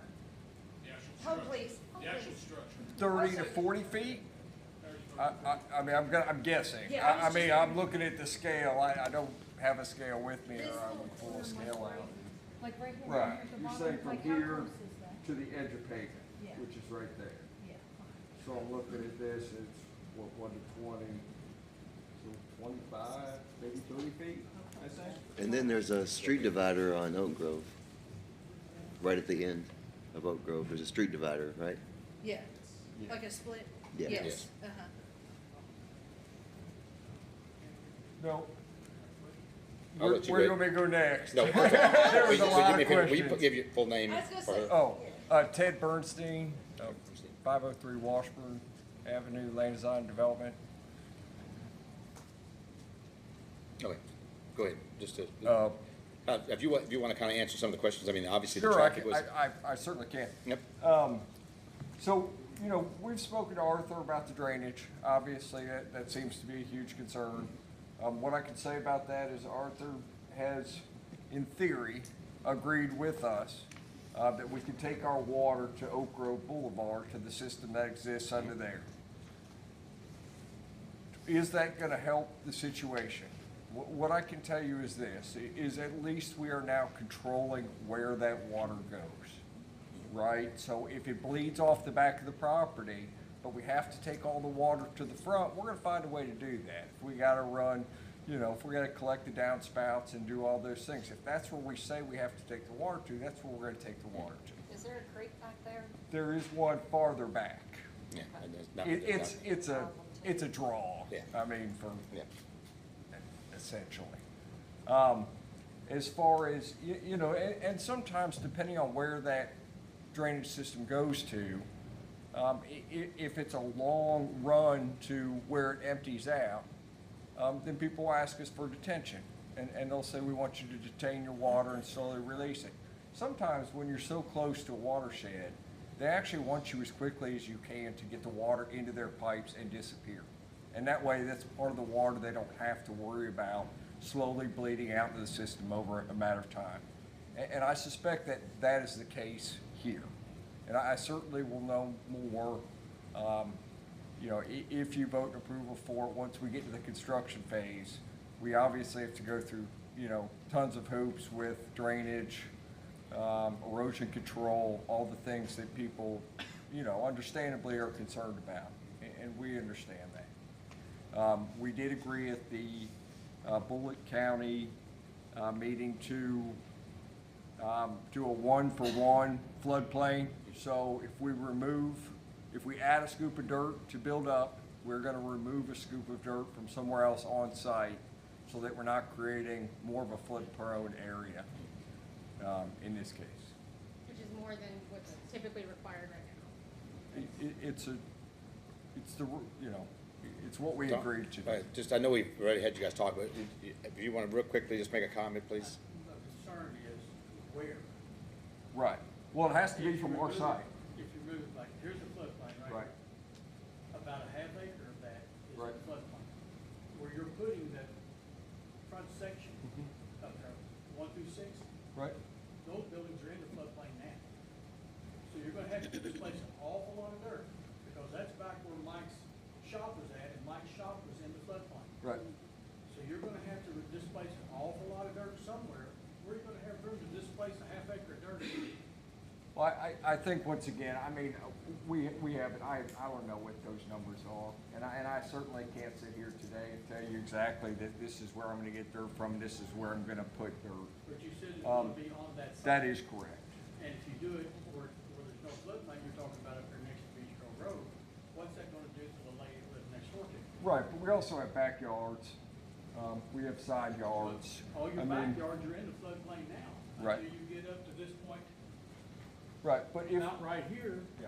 this is all floodplain. Right, but if we have to build up these buildings, then we'll remove dirt from behind them. And if we have to run a swale to the front, we'll run a swale to the front, and that'd be a good place to remove dirt from. Real quick, So I Dave. think there is certainly a. Just real, yeah, just, Let him finish. My question is how can you come here asking for approval to build something when you don't know where you're gonna put stuff that you gotta remove? no, I don't see that. go ahead, explain it. So, a rezoning case is a long and expensive juncture for anybody to go through. What you don't want to do is spend a ton of money on construction plans done by an engineering firm such as ours before you even know if you have a project. Nobody, not one of our clients, I don't believe, would pull the trigger on doing construction drawings before they were approved for their zoning. So- Because you don't have a Yeah, project. so let me add, so to answer your question, they don't get any permits until we actually see the development on it. So we don't give them anything until we see the drawings of exactly what they're committing to on the water flow. We did that with other Right, developments right, here. and they're Yeah, not they're gonna just on a spend bunch surface of money level about what if they're they don't doing. have a project, right? I mean, I just it's- think if you're gonna come here, if you're gonna pitch, right, make sure you got some facts to pitch with. Right. Don't say we don't know where we're gonna put it. Well, I mean, we certainly have looked at it very preliminarily, but it's very can we do this? Yes, we can make this work. Do I need to know every nut and bolt? We're not to that phase yet, and that simply is where That's the process, David. It is the process of getting them to understand that they're just looking for approval to do it. They've got a lot more steps to do it. They've just got to have that 30,000-foot view. Can they do that in that section? Fair. Yep. There's more restrictions coming, I mean, when it comes to actually doing development. And that's what this, and just a fair, that's a good comment, because the city for years hasn't done that, okay? And we've seen that, and we've seen now more views and more thoughts to the things that are being developed in the city. And here's the point, Mayor, and you're exactly right on target, because we, as citizens of Sherricksville, put up with a lot of BS Mhm. in the past. Absolutely, absolutely. And that's what we're trying not to have to put up with anymore. Yeah, and I think this is a good process. We've talked about this with other things that have come through this council. I think it's important for you all to know, there are a lot more restrictions, more things going into place, because we understand the challenges we have here between traffic and water. But the progress is going to happen. We've got to balance that though, right? We can't have anything else built here that's going to hinder anything already there. That's kind of what we went through, that big project that's on 44. You could not make that drainage worse. Well, they actually made it better, right? That's a monstrosity of a complex. It's going to be beautiful, it's going to be nice community, but they had to take the water out of there because of the water problems already were back in Bratcher Estates. It's important for you all to know, whatever side you're on, that there's a lot more scrutiny to what's being done. I love having these conversations because at least now we've got developers who want to build housing in our community, which is awesome. But again, with the restrictions that need to be out there, if we had to put speed bumps on Oak Grove, we'll put speed bumps on. If everybody wants them back here, we would do that. We're doing them at Tecumseh. But it's important for people to know, when they come in and anybody else, any developer comes and sees us, we know that housing is important to us, but we need to make sure that between you and your concerns and their development, is there a win? That's all this is at this point. Okay, I have a question. Yes. Bonnie Enlow, who's not here tonight, she's texted me, she's watching it. Imagine that. She wants to know if you all, now this is her question, not mine. She wants to know if you all would consider half the amount of buildings with double wide driveways. So consider what half of it is. I mean, you're doing 19. Yeah, I don't, Can you ask your question again? All right, she wants to know if you all would consider half the amount of homes with double driveways. It wouldn't be economically. Yeah, it's not, yeah, for what it costs to develop the property, it wouldn't be feasible. Okay. Yes. That's not a made-up number. That 19 is a number, I know why you came up with 19. It's on here, but, It's you know. and I think that was the concern for everybody here, was looking at the close proximity of all that. And looking at your designs, you said 2150? That was a lot in that area. And I think that's a concern for folks. I mean, I'm just giving you kind of a condensed version from things I've just heard, is to look at that. Again, you're the developer. To ask you to, I think it's a fair question to ask. I don't know what that means yet. Yeah. Did Is you there own any the, number that you could reduce it to? That's what, yeah. Or is 19 the We lowest? haven't discussed that maybe yet. come back Okay. with that. Yeah. I feel like the R3 zoning is justified, but if the number of townhomes with the request of the R3 is what is concerning, it's definitely something we can discuss, but I feel like with the planning commission recommendation and your all's comprehensive plan, the zoning's justified, but we can definitely look at the proposal with the request. I think that's what they just want you to consider, is that, obviously, 19 seems like a lot for everybody on a 1.2 acres. That's kind of the concern, and then you're looking at the single driveways and some of the things that they brought up. Those are just legit concerns. I mean, again, I'm always gonna start with asking people, thank you for at least thinking about us, but there are some concerns with that, and if they can maybe look at the number that could be there, would be, again, and again, I could see that, because it's traffic coming off of that road, going into that Oak Grove, and that's, I mean, we want the numbers, it's 1,400 homes on Beach Grove Road, if you wanna know what that number is. Now, what I seen in the voting, there was 4 people for it and 4 against it. How did they do? Actually, it was 5. I know there's one. Did one of that's them scribble mixed in out or with the something? script. Do they only have 9 people there? There's 13 It was a members. small, yeah, there was not many people. Yeah, there was hardly anybody there. Yeah, there was 5. did you own the house that was there? No. No, it was. Who owned the passed house? away. Ms. Oh, Woods. okay. And it was dilapidated. Do we know why the house was dilapidated? The house was gone. The city took down the house. Oh, okay. Somebody City- tore the the city house didn't down take after he it. died. My question is why? The shop was, it was torn down. I. 'Cause it didn't look it was like gone a fire. before. Rob, it was like that when we were, it was like that, remember that? I know, I remember. I was just wondering That was if gone anybody before knew we why. had wouldn't anything to do Well, with the it. shop did, because I knew Mr. Woods, the shop did, flood, and I think water may have gotten in the house at one time. That's too. where I was going. Yeah, Yes. from my He was understanding. dilapidated for a while. It's in the Yeah, neighborhood. he hasn't, Yeah. he had lived there for a while. He used it for a shop mostly, because he did woodwork, Yeah. cabinets, and then he built another one. Yeah. you know. I think my biggest concern is mostly the end, next to Beach Grove Road. This right Pushing here? it back a little bit. When the people talk about the ditches and the cars, I lived at 126 Deerfield and had a car come so close to my house from flipping in the ditch. It went straight across. I swear it missed my bedroom by this much. it is a big concern on Beach Grove Road because it's a drag strip. You rode down it, you see how straight it is. It is a drag strip, and people fly down that street. And just one, like they said, one little, and you're off. And my biggest concern is the fact that the end to townhomes are kind of in a danger zone to me. And that's where my biggest concern is. So if they were to take those, and we're looking at, I'm gonna say the bottom. Yeah. Yeah.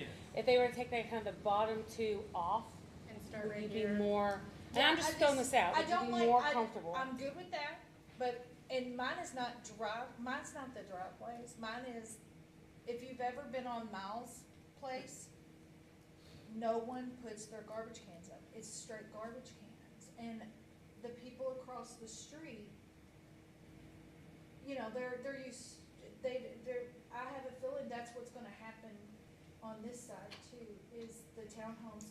You know, when you have homes like that, you don't have the storage that you do other places, and that's my other thing. And I know that sounds so petty, but yeah. What are the size of these townhomes and like how many bedrooms are they gonna have? Just so, cause it was talking about how many people. What's the depth of these? Because I mean, the frontage of it just looks, I mean, I was surprising it was 2150. That's a great square footage, by the way. I think they're like 45 foot. 40 foot deep, 45 feet 5 feet deep. deep, I think. Like I said, I mean, What about the width on the front? 20. 20 by Each one's 20 foot wide. 20 feet wide? Yeah. And so there's no way like of half this putting building. the parking in the back of them instead of on the front side? No, all this is in the floodplain back there. That was, yeah, That's where, I mean, it's gonna have to yeah, stay that's, that way. So you don't wanna put your drive through there. All these driveways are, I think they're at least 30 foot deep, in which these are even deeper. Which I think each driveway is 14 foot wide. Is that your all's property too, that end? Cause I know that's like all the bushes and the sign and all that kind of stuff. This isn't, no. This Okay. is not. A property, It's- there's an easement right through here. Yeah. but Okay. All property starts at the darker green. Okay, So y'all made a deal to acquire that property to go across it? It's the easement. that's an easement. You can't touch, Yeah. that's an easement. Mike, any questions for you down there? Yeah, I've been listening. And, number one, do you have any idea what your sale price will be on these homes if they're developed? We're gonna try to keep it in the low 200s. Low 200s?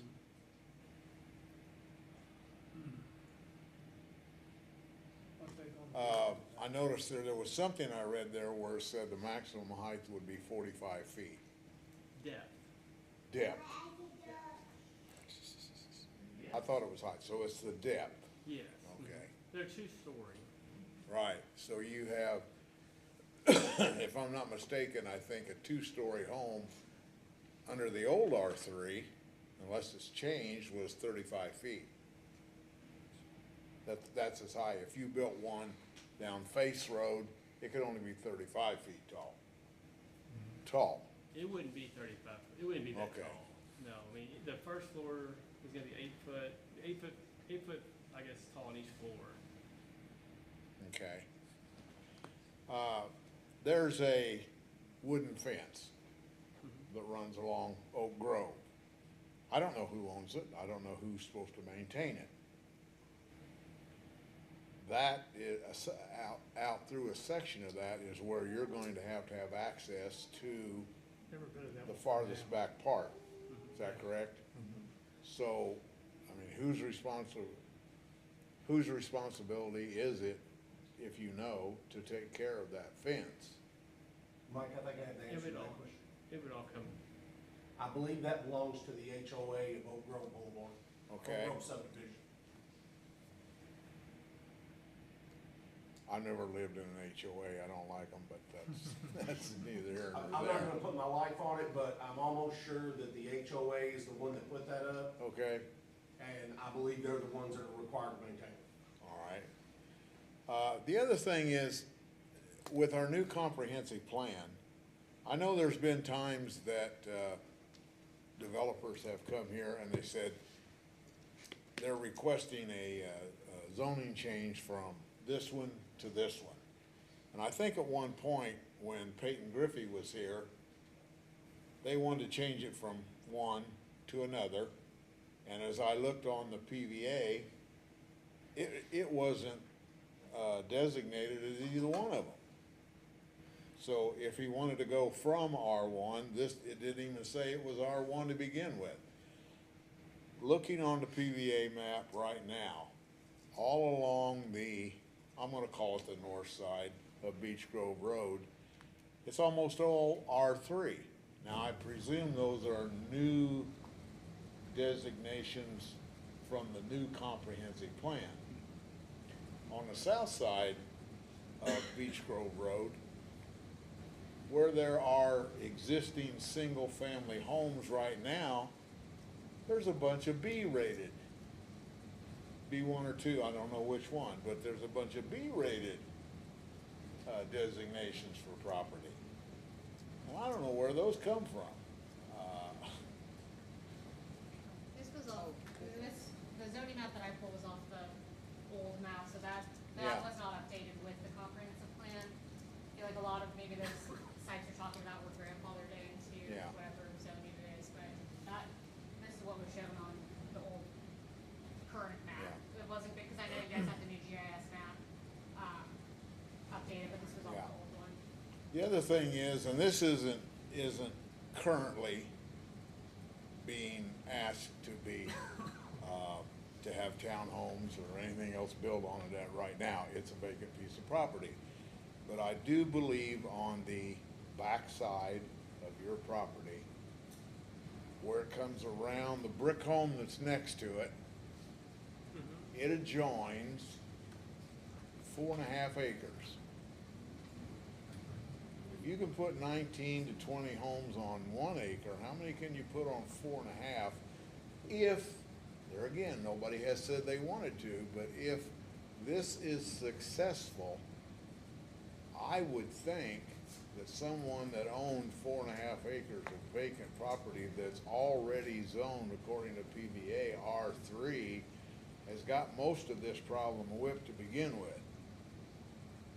And do we need, 60 more there? And that doesn't include a vacant property that's owned by the gentleman that lives across the street from Fay. Some of that at one point was designated as conservation. And I don't know what it is now, but if it's R3, there's another big chunk of property. So you could literally go from the other side of the brick home that they live there, almost all the way to the curb. This, site, I believe the 4 acre site you're talking about is currently. I can't see that real well. R1, so they would have to come and make the. Well, I know it says R, but I go on PVA and it says R3. This is, I mean, that's. I know. Yeah, that's. I would, so those are hypotheticals, but let's do this. Let's do one thing. First of all, your property is the 1.2 acres. Let's stay focused on that because, again, I get Mike's concern about that. We're just gonna go off into tangents on other pieces of property. We need to stay focused on the 1.2. The other piece for that is that we can look at that down the road if somebody wanted to do that. That traffic right there building on that 4.5 acres would cause a study, and that would cause somebody had to put a lane in there. There's no way that they could do that large, that. Now, this 19 is different, okay? It's still an impact, but it's not the large one that would be in that other one. So that's another story for another day.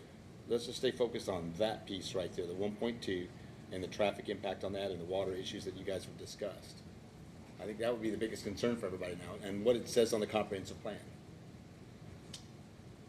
Well, from the people that have communicated with me, not only the ones that come to speak tonight, but others, they have the same concerns, and No doubt. There's no doubt that there's concerns. I just didn't want to get too. They don't have a positive response to it. Would you guys, I guess for the council, because that's their decision, do we want to try to get some of the restrictions? I know Catherine was talking a little bit about that first 2 minutes there.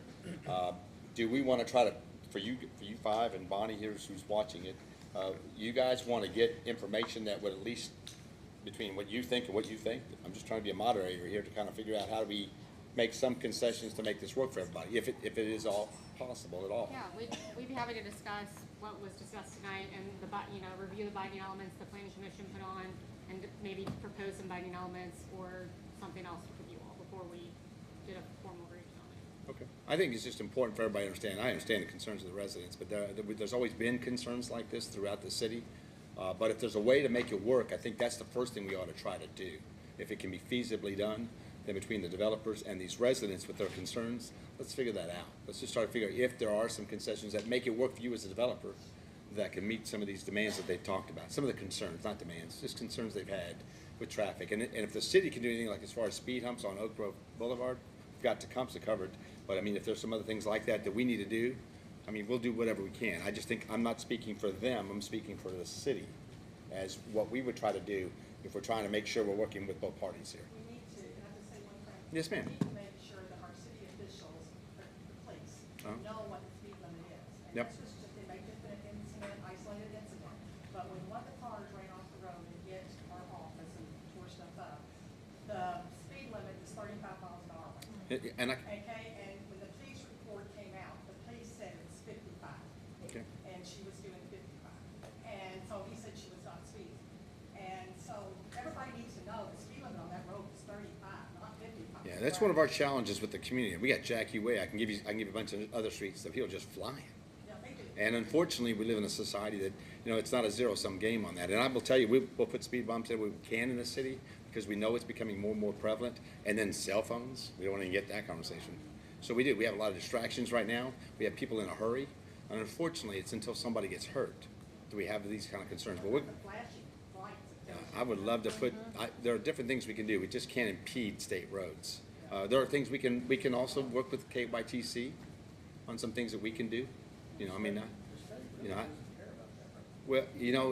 I could say that about some other roads that I know that they need to work on. And it is a time thing, and it is a little demoralizing at times. We are trying to work through things we can control, but it's important for you all know that we do. We take all these conversations seriously. We want to make sure that this developer, these people want to build something nice here, but at the same time, it's got to fit. And we appreciate them, but we also appreciate your concerns because you're impacted by what happens on that road.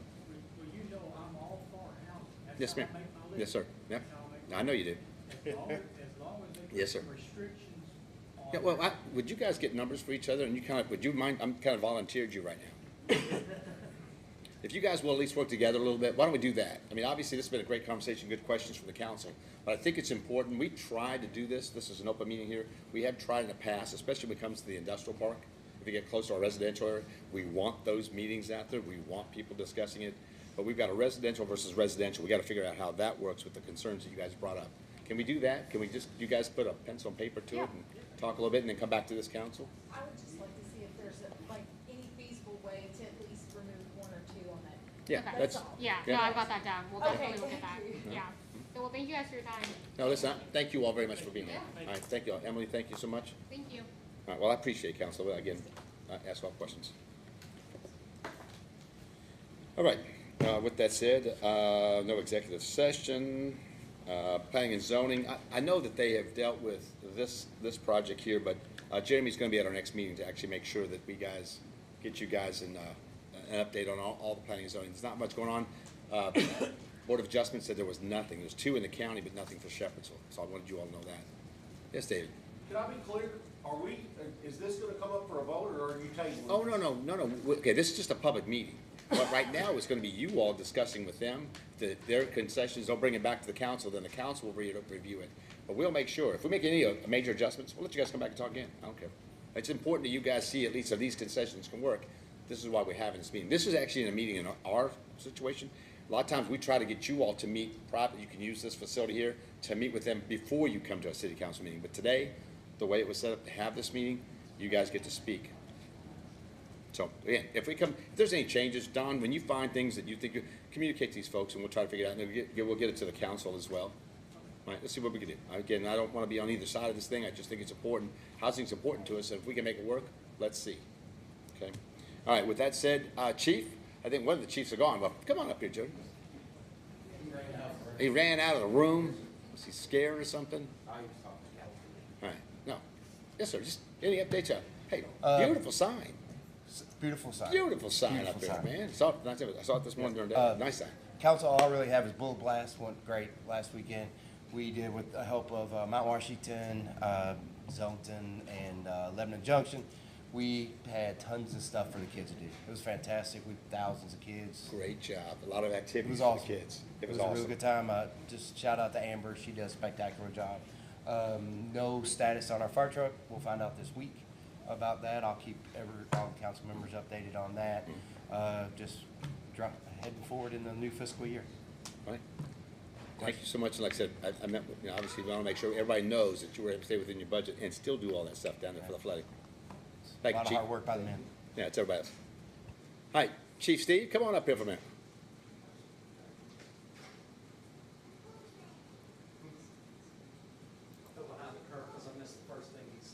Yeah, it's okay. I'm sure he talked about Bullet Blast, about some of the medical stuff, but all in all, I think we had a really good crowd this year. It's big. It's really hot. We had obviously some heat issues, but to have that many people in and they left in an orderly fashion, also with the lack of parking because of the upgrades to the park, I think the trolley worked out well, and I still think we cleared it out in like 20, 25 minutes. Yeah, that was really, the trolley was a lot of fun for folks. If you didn't know, they had a trolley back and forth from the Paraket Springs to the park. It's cool.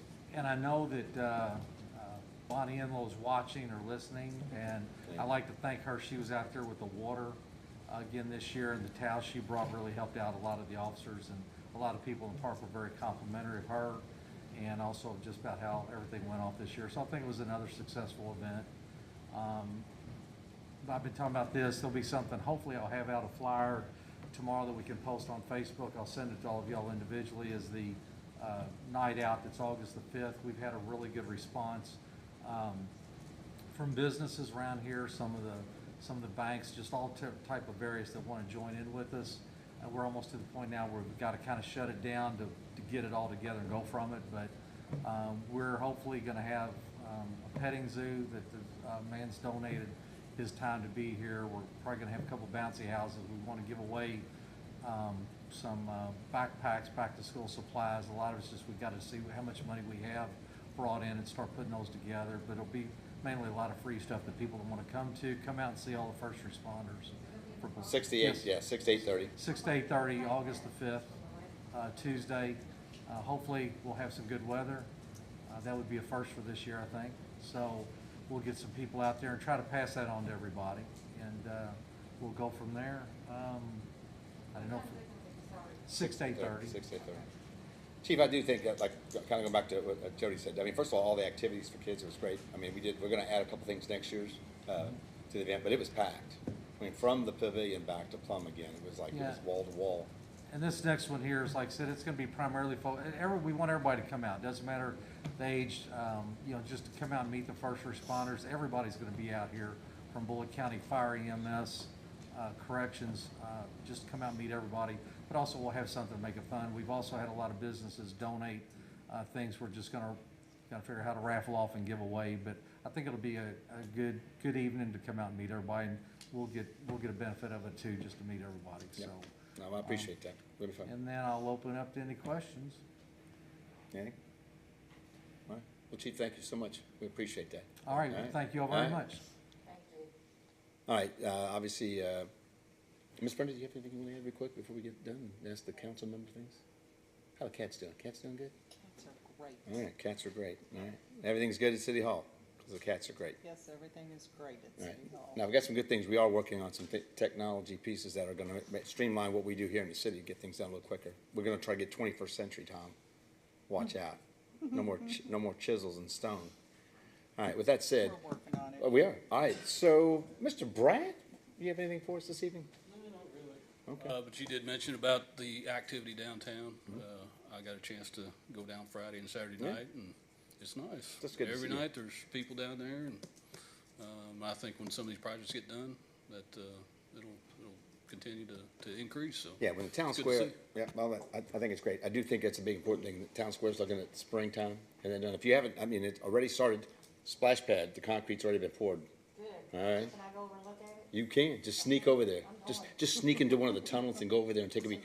It's over there, so then, and then where the playground is already leveled off, you can see it, and then you can see the filtration building. They've actually started putting the concrete in there. So we're trying to get some of that done while they're still waiting. We're still waiting on one more permit, Tom. They've had the information for 3 weeks. So anyway, but I agree with you. More things that are happening in the park, we get the amphitheater done, dog park and all that stuff. You'll see migration all through there. It's gonna be a lot of fun. So are we still, that permit you're talking, is that for that drainage piece up front? We're still Yeah, waiting on we think Jason Yoakum has given us a couple different ways we can go at that. We may go at it differently, instead of going from the north side, start south.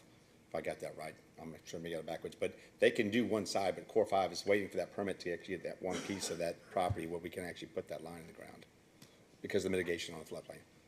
All right, so, all right. Ms. Jennifer?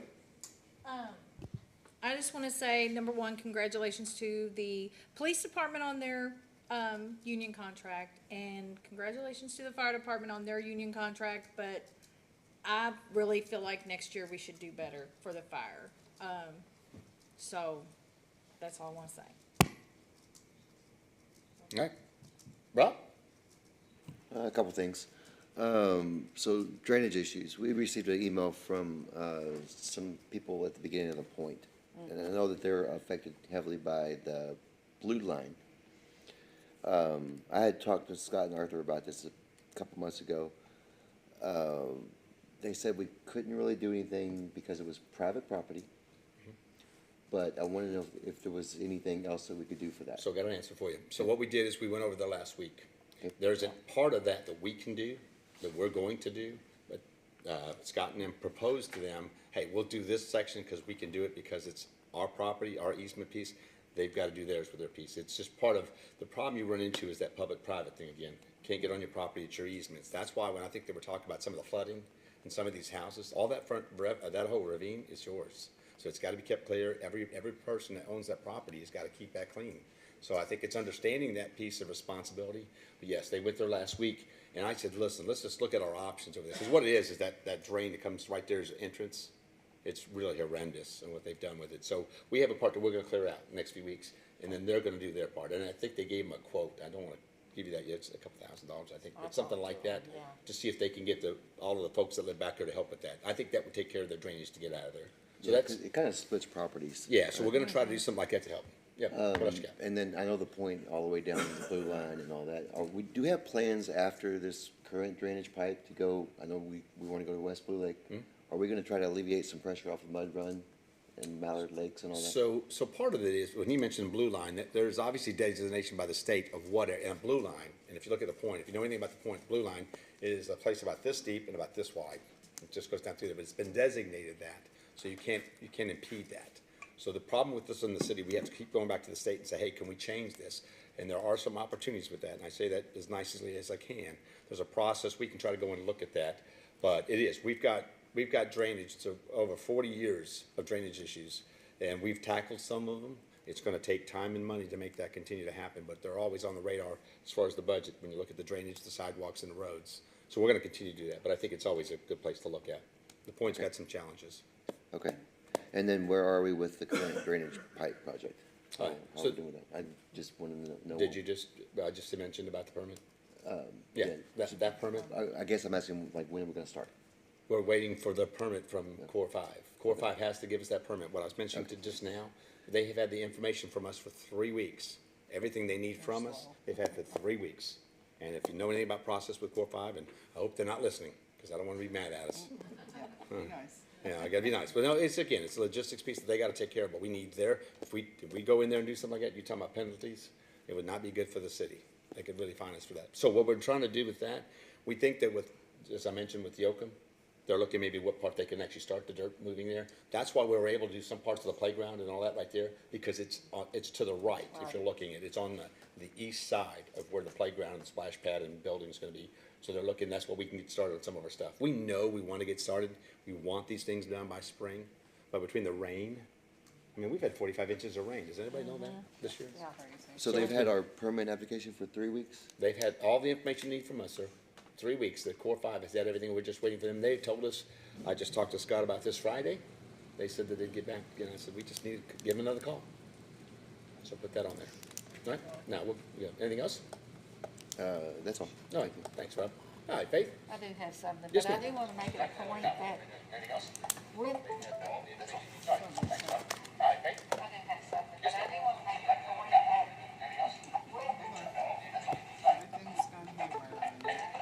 We are experiencing technical difficulties. Please stand by. We're blaming it on Rob.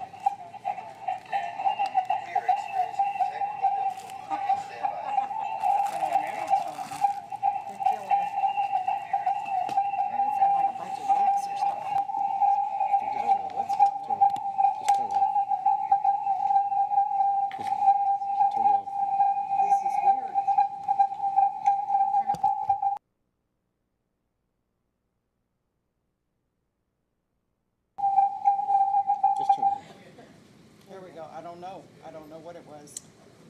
Let Faith talk. It must Okay. have something to do with that, so. Speak along. Okay, it's gonna talk a little bit. Oh, gosh. I don't know. I've got the volume off.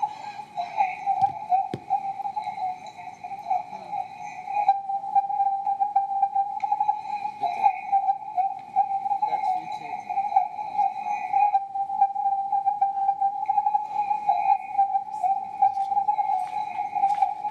I don't know what's wrong with it. I can't.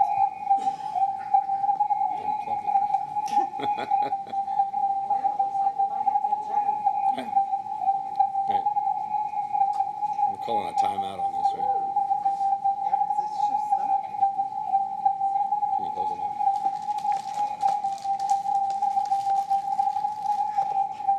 Something's wrong back with this.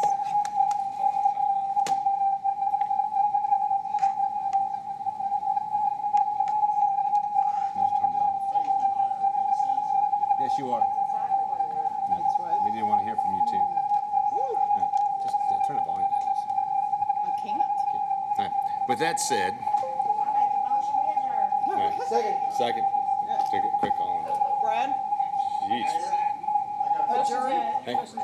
Yes. Noise. I'll get with you in a minute. Yes. Rob? Yes. Faith? Pass one down to Brad, please. Okay, well, good, 'cause Pass him down, please. Thank you, Deb. Oh, wait, Okay, turn he it. said a couple things. He said he didn't care if it was recorded, so I'm gonna end this. That's what I said. That's what I told you. End that. That's what I wanted you to do. I don't know what happened. I know, but that's what I wanted you to do. There's something crazy noise. going with that. That's right. Anyway, so I apologize. Make your notes, and I'll get with you, Mike, before I leave, so we can at least. I'll hear I you. just want to We'll mention, have it on somebody called and asked me about the striping Huh? on Joby Hall, No? right off of 44. You really It's can't horrible. hardly see. No. Yeah, so part of that is, part of that whole construction with that road, there's a curb and gutter coming in that piece. I'll find out if we can do something, but I know that's all gonna change once we do the road. And the other thing was, And we're just talking now. This is, I mean, yeah, we're just having a conversation. I'll put it on notes. I need you to vote though. Oh, did you vote yet? Everybody else did. Yes. Oh, okay. He's not gonna. Just, Yeah. right there, someone called and wanted to know if they do something with some pylons, like maybe they had it in front of Lowe's.